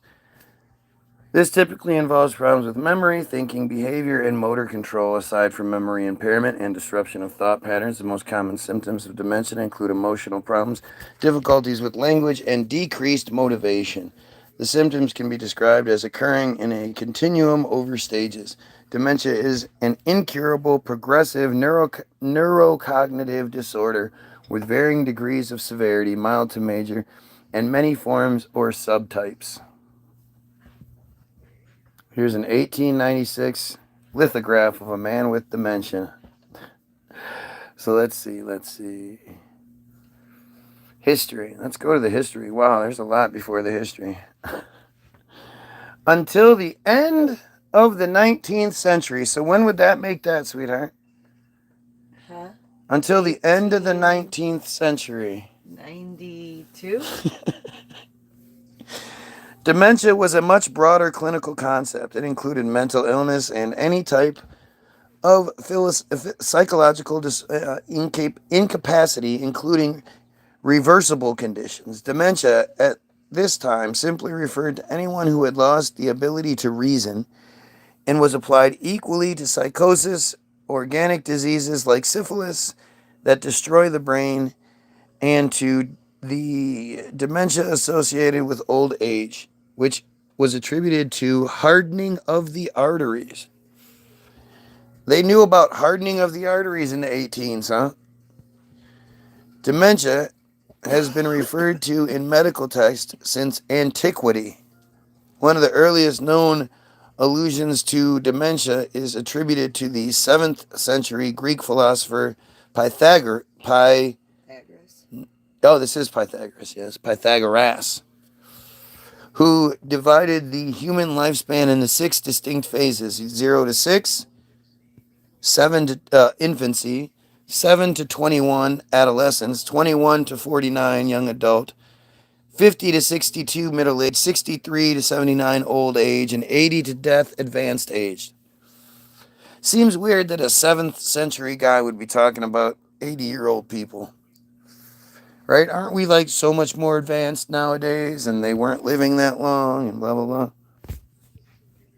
blah? He was a step grandpa, not biological, and our relationship wasn't blinded by my part by love. Carers showed power beyond their pay grade. Oh, and grabbed his thumb and broke it, actually. No. I'm not saying that at all. Listen, I'm not. It's interesting. It seems like to be a caregiver, you either have to be someone who is really caring, someone who is desperate, or someone who's fucking sick. You know, or some sort of combination of the three. But I don't, nobody in their teenage years is like, oh man, what I want to do is go take care of really old, incapacitated people for very little money. I did a job like that once. I was in I had just turned 21. And I lived in this town called Willits up in Northern California. And there wasn't a lot of opportunity there. But there was this company that a whole bunch of the people my age worked for. I can't remember what it was called. But it was this Jewish guy. And he ended up getting in a whole shit ton of trouble. All kinds of fraud and fucked up shit. His last name was Cox.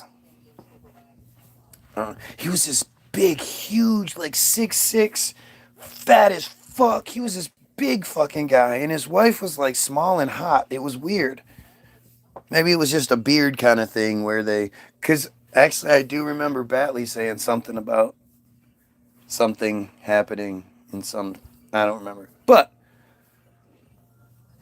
there was no opportunity to work. Like you could either work at maybe a fast food joint, or if you wanted something a little bit better, if I remember correctly, this job paid like $11 or $12 an hour. So they had this thing where it was like, again, just fraud out the ass. But you could work during the day for your 8 hours.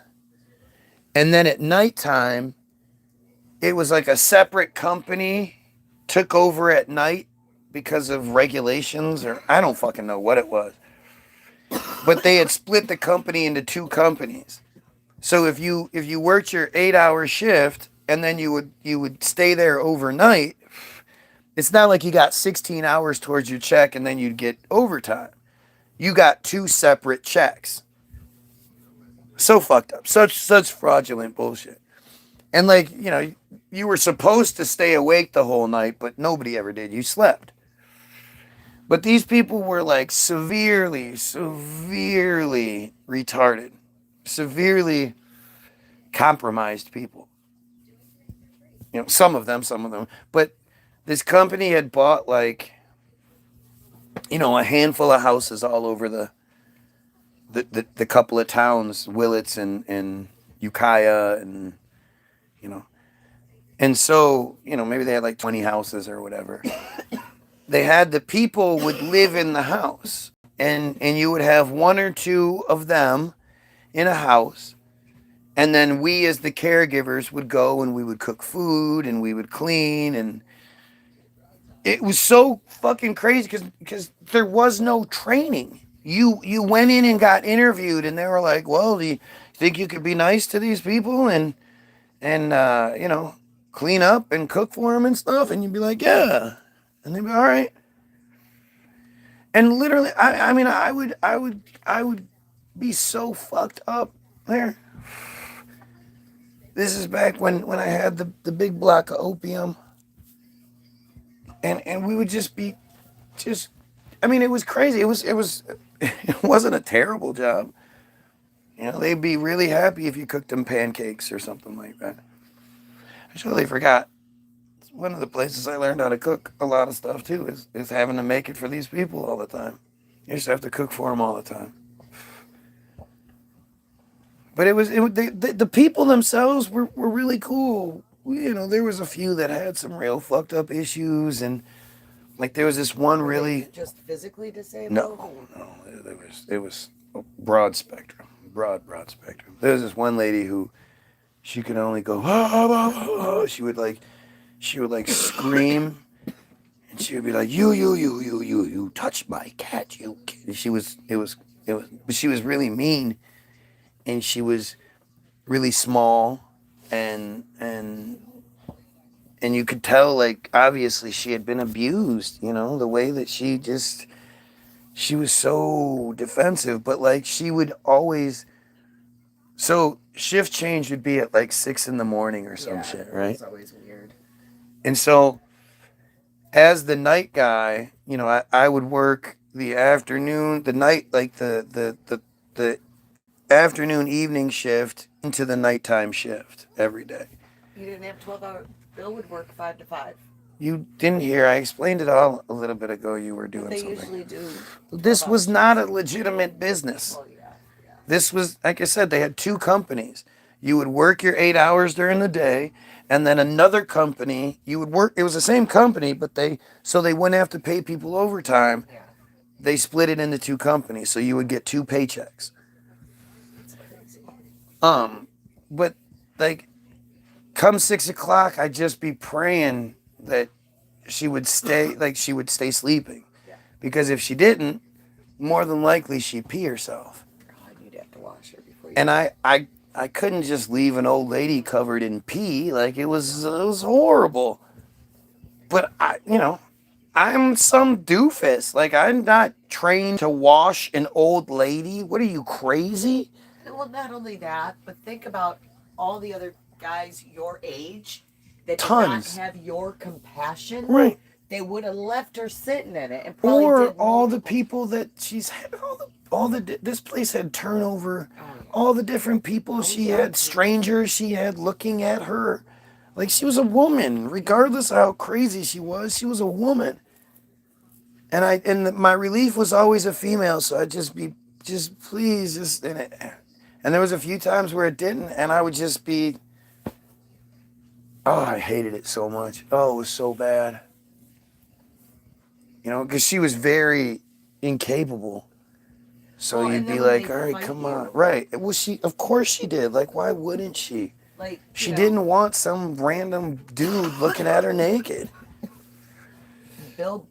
And their pee smelled so bad. Oh, yeah. And it would be so much of Because it. they were filled with so many meds. Oh, it was so bad. But Bill, the one lady would always come out naked, and he'd have to always take her in and try to dress her. And she would wrestle him as he's trying to get her clothes on. It was so hard. He'd come out of there like... But he had actually had some training. Not yet, no. Yeah, for me it was like He was getting into the field, but he had not had that yet. I was just some pothead who was looking for a job. And one day I got the job, and the next day they dropped me in a home and was like, all right, take care of this person. Like, what vetting process are you doing? How many fucking horrible people came through there? So they had, I don't know how many residents yours had. They had 8 residents. Oh, this had way more. And this was just a house, Oh, no, this was... that the group home had bought. But one of the residents had, I think he had cerebral palsy. And he was in one of those wheelchairs that had to hold his head up because he couldn't hold it up anymore. He couldn't talk or anything. And our friend Teresa was on shift at the time. Bill had just gotten off, and she went to the bathroom, and she came back. His body had slid in the wheelchair, and the strap that kept his head up had choked him, and he died. She almost went to prison because he died. Yeah, well, he was supposed to be in her care. Well, she had a partner that was supposed to be, and the partner was nowhere to be found. I mean, shit like that, I just can't even imagine. But you're in that situation in the care of untrained young people. I only worked there for probably 6 months, and thankfully nothing traumatic happened. What would have happened if one of them ended up falling out in distress? What training would you have? Nothing. No. CPR? No. Nothing. It's insane. No, it was, I guess I would have called 911. I don't even know. I don't remember there being a right. And if you this probably would have happens gotten plan. in trouble. Did For you sure. administer CPR? For sure. Or did you, I don't fucking know how to do any of that. Nobody taught me. And you'd have to. There was this one old lady who, she was old, and she was retarded, and her quality of life wasn't great. But the one thing she loved to do was smoke her cigarettes. And she would smoke them. She would have them like here. She would smoke them, and they would get way down to the filter, and it burn her fingers. And she just wanted every last puff off of that she could get. And then as a 21-year-old guy, and I'm telling this 60-something, 70, no, you're not allowed to have cigarettes. We would know she's only allowed to have so many cigarettes, and blah blah blah.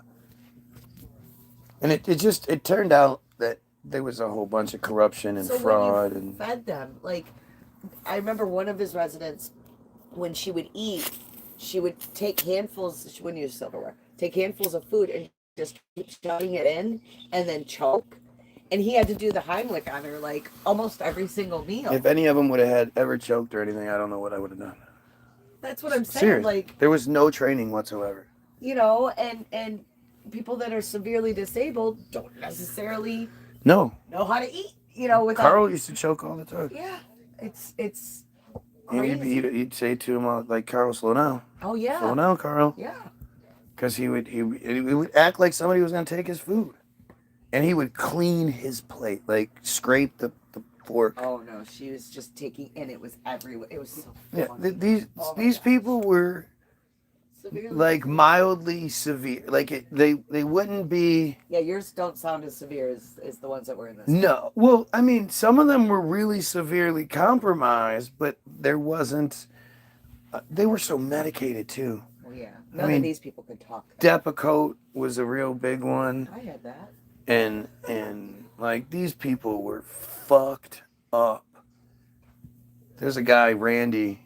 Randy used to be on heavy duty meds. Wait, did you have to dispense the meds? Yeah. See, that's fucked up too. Right.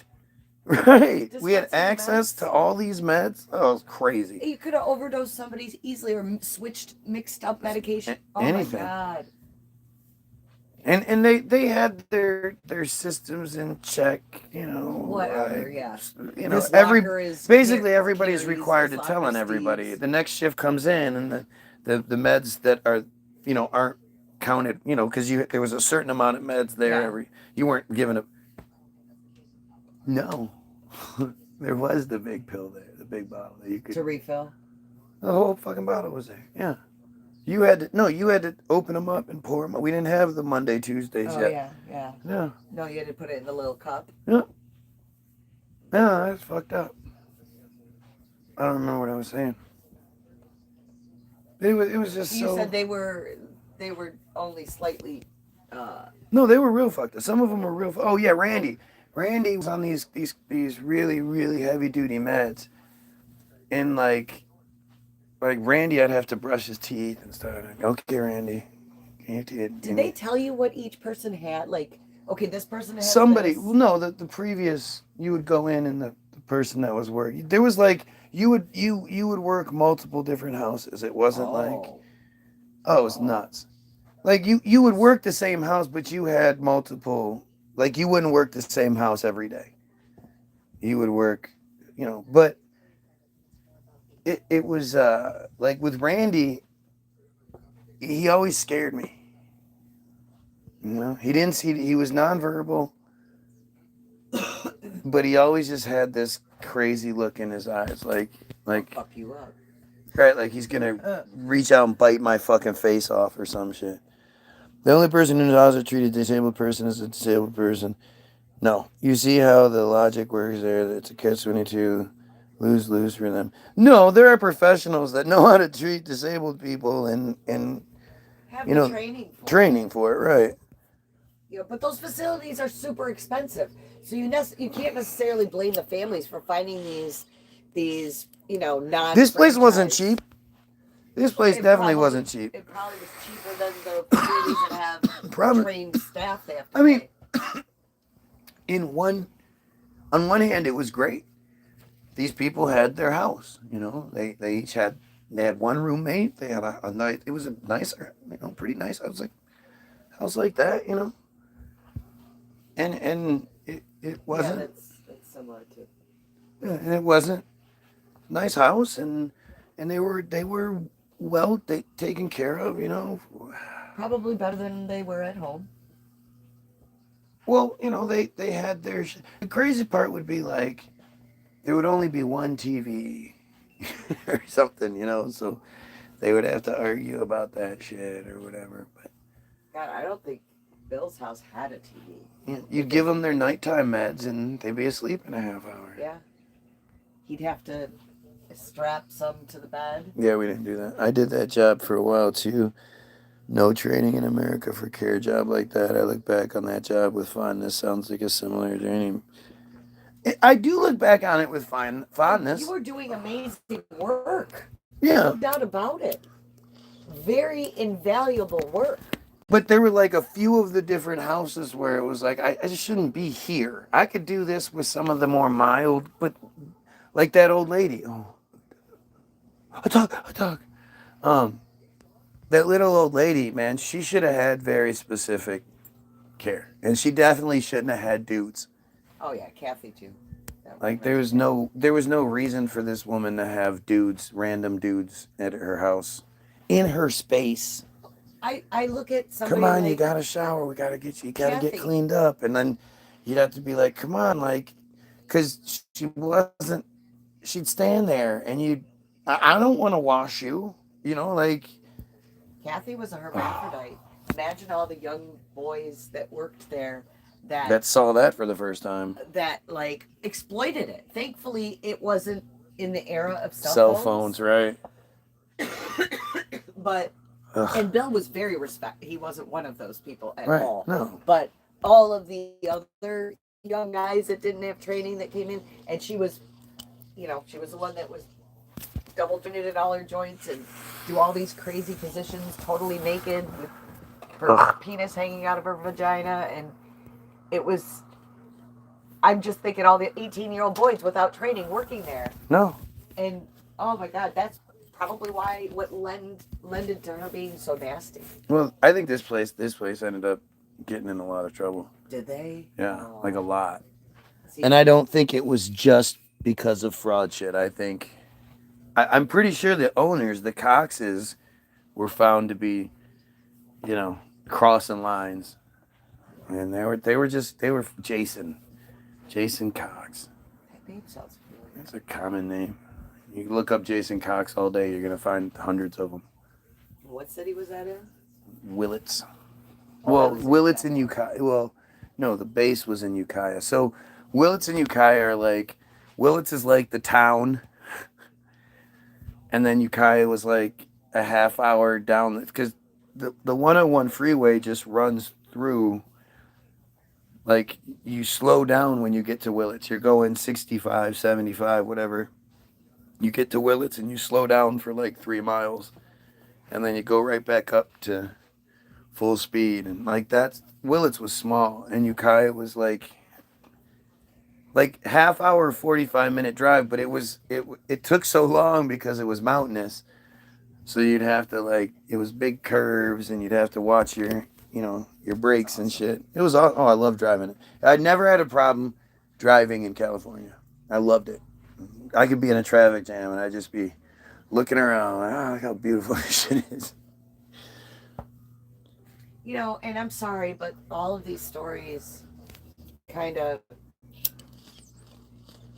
take us back to the argument over abortion. Well, they could take you back there. It hadn't taken us back there, but now you did, and I don't mind. I mean, seriously though. For sure. And and I'm not trying to be mean or cruel, but I look at a patient like Kathy. To me, she's What was my she ever gonna do? representation of the most severe.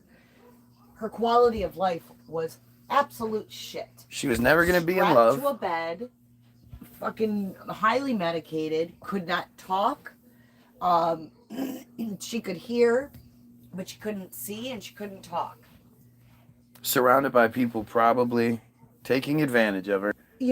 So What's the point? what is the purpose of that Right. other than costing a lot of money? Causing heart. You A mean that lot was of your heartache. child? Oh my God, how heart-ripping would that be? If that How was guilty your you would feel, especially if you had, I had to put her in a home and couldn't be there to or take care of her. you had gotten some experimental help. This is a shot that's gonna help your daughter. Because No, she was born that way. I'm just saying. Well, it could have been. This is a shot that's gonna help during pregnancy. Well, my point is, I can They almost used to just take that guarantee shit. the mother was told her child was going to be. No, not back severely- then. Not back then. No, nowadays, fortunately, we're here. We can. Not back A then. lot of times they did tell them there's a They big had no idea. chance. They didn't know a boy or a girl back then. Oh, it wasn't that long. Yeah, yes, it was. You are that long ago. No, they could tell. Your mom had no idea whether she was having a girl or a boy officially. No, they could tell. No, they couldn't. They had ultrasounds back then in '74. I don't know. It's a much newer technology than you think. Amniocentesis, and they could tell if the child was going to be Down syndrome. They can do that now. I don't think they could do did that back amnios then. back then. I don't think they could. But maybe. But it wasn't fucking common. It was super expensive. But yes, especially now. Like, But nowadays, you can absolutely do that. Why should you? If you're a parent, it's your job to give your child a better life than you had and give them every opportunity in the world to succeed. able to take care of them. So to burden them from birth with a handicap that's going to prevent them from ever, like, there's no, oh, maybe they'll, nope. No. And Kathy's parents could not go to work. What could they have do? to be there 24 hours Exactly. a day. So. And what joy is there? What joy does that bring you? Wait, you don't get a first steps. You don't get a first words. You don't get a mama. You don't get a hug. You don't get a kisses. You don't get those things. They don't know anything. It's like a cruel fucking joke. Oh, you're stuck with us now. Sorry about that. I mean, that's so fucked up. It's awful to do to the child, and it's awful to do to the family And society.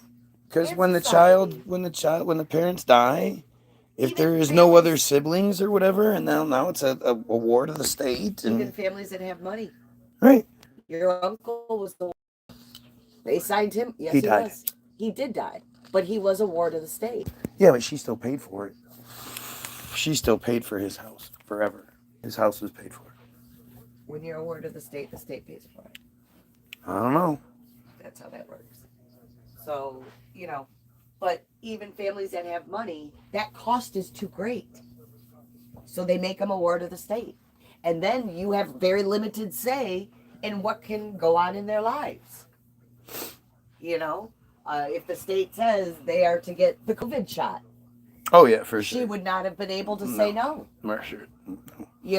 So.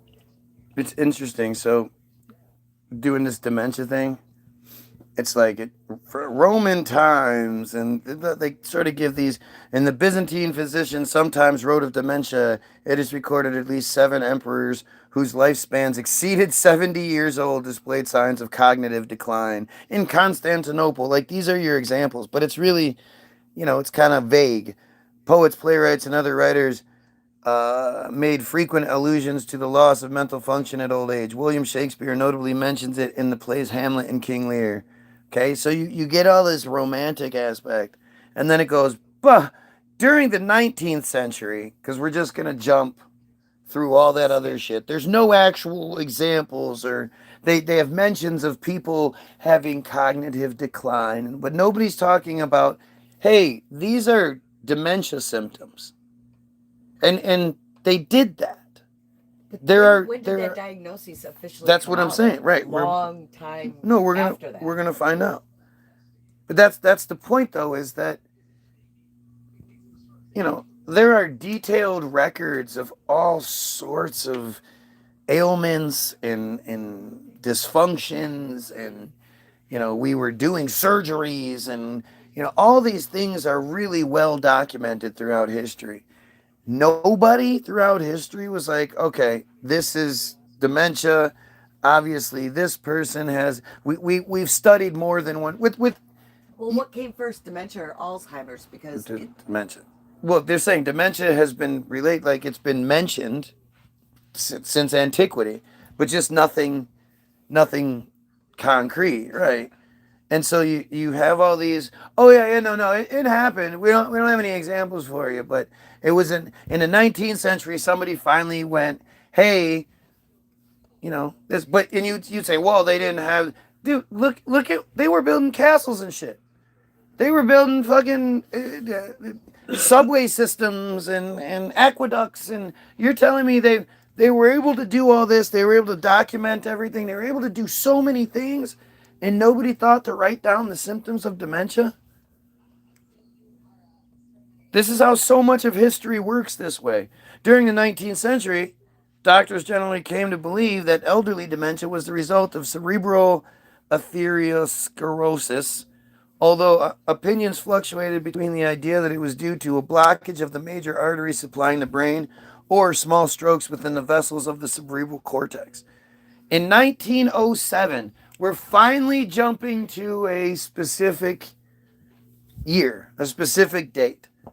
Bavarian psychiatrist Alois Alzheimer, well, there we go, was the first to identify and describe the characteristics of progressive dementia in the brain of a 51-year-old Augusta Dieter. Dieter had begun to behave uncharacteristically, including accusing her husband of adultery, neglecting household chores, exhibiting difficulties writing and engaging in conversations, heightened insomnia, and loss of directional sense. At one point, Dieter was reported to have, quote, dragged a bedsheet outside, wandered around wildly, and cried for hours at midnight. Can't really cry 4 hours at midnight. Alzheimer began treating Dieter when she entered a Frankfurt mental hospital on November 25th, 1901.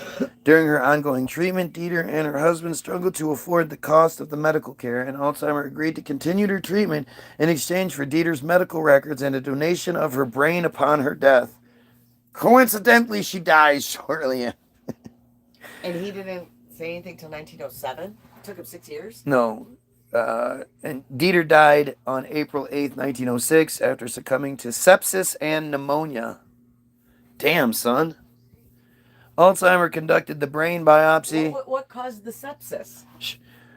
Using the Bieliszkowski stain method, which was a new development at the time, and he observed senile plaques, neurofibrillary tangles, and arteriosclerotic alteration.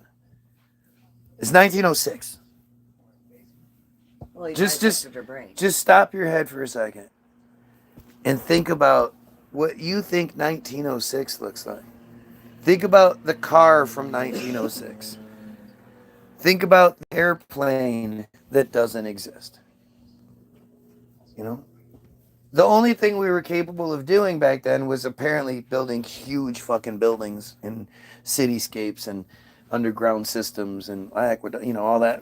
But telephones were relatively new. All this shit, and we are dissecting brains, really like top-notch shit.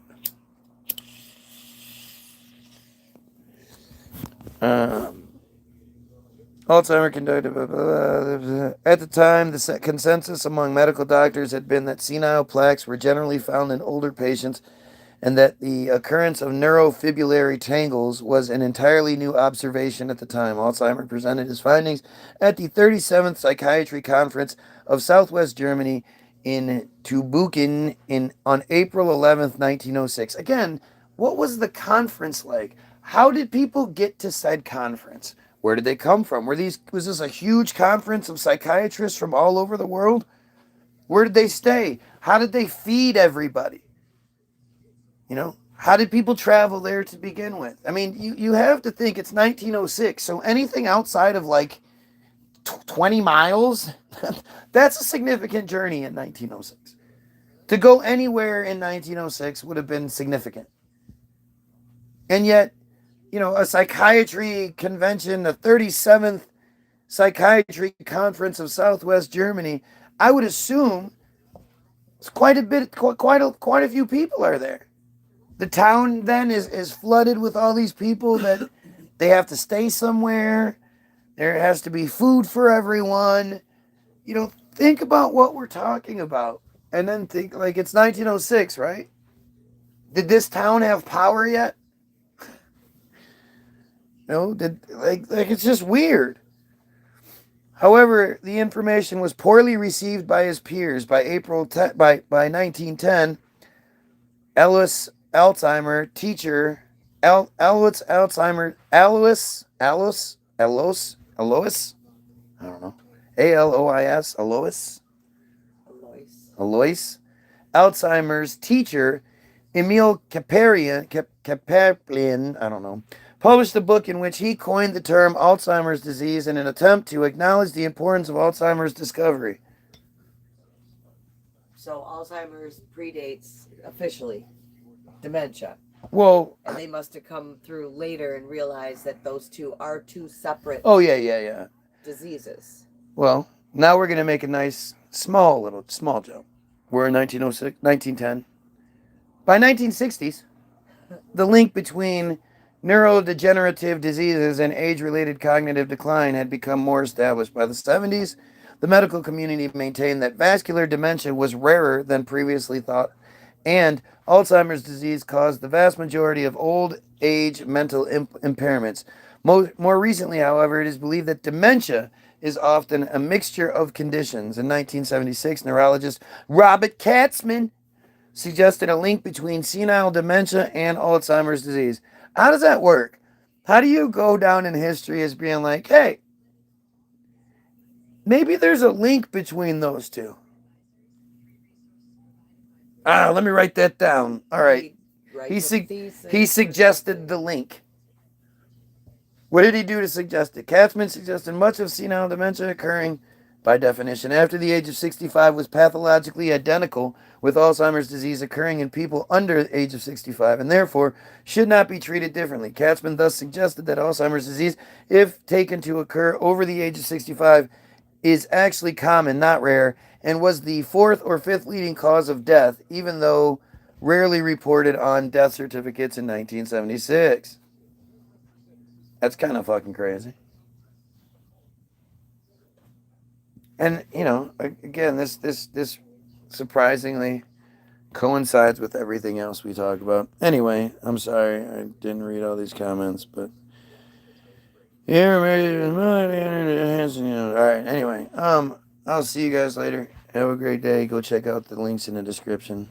I can't believe I was here this long. I hate when I do it through this long. But you guys have yourself a great day. And you pedophiles, kill yourself. Sorry. You pedophiles, kill yourself. Wait for it. Okay.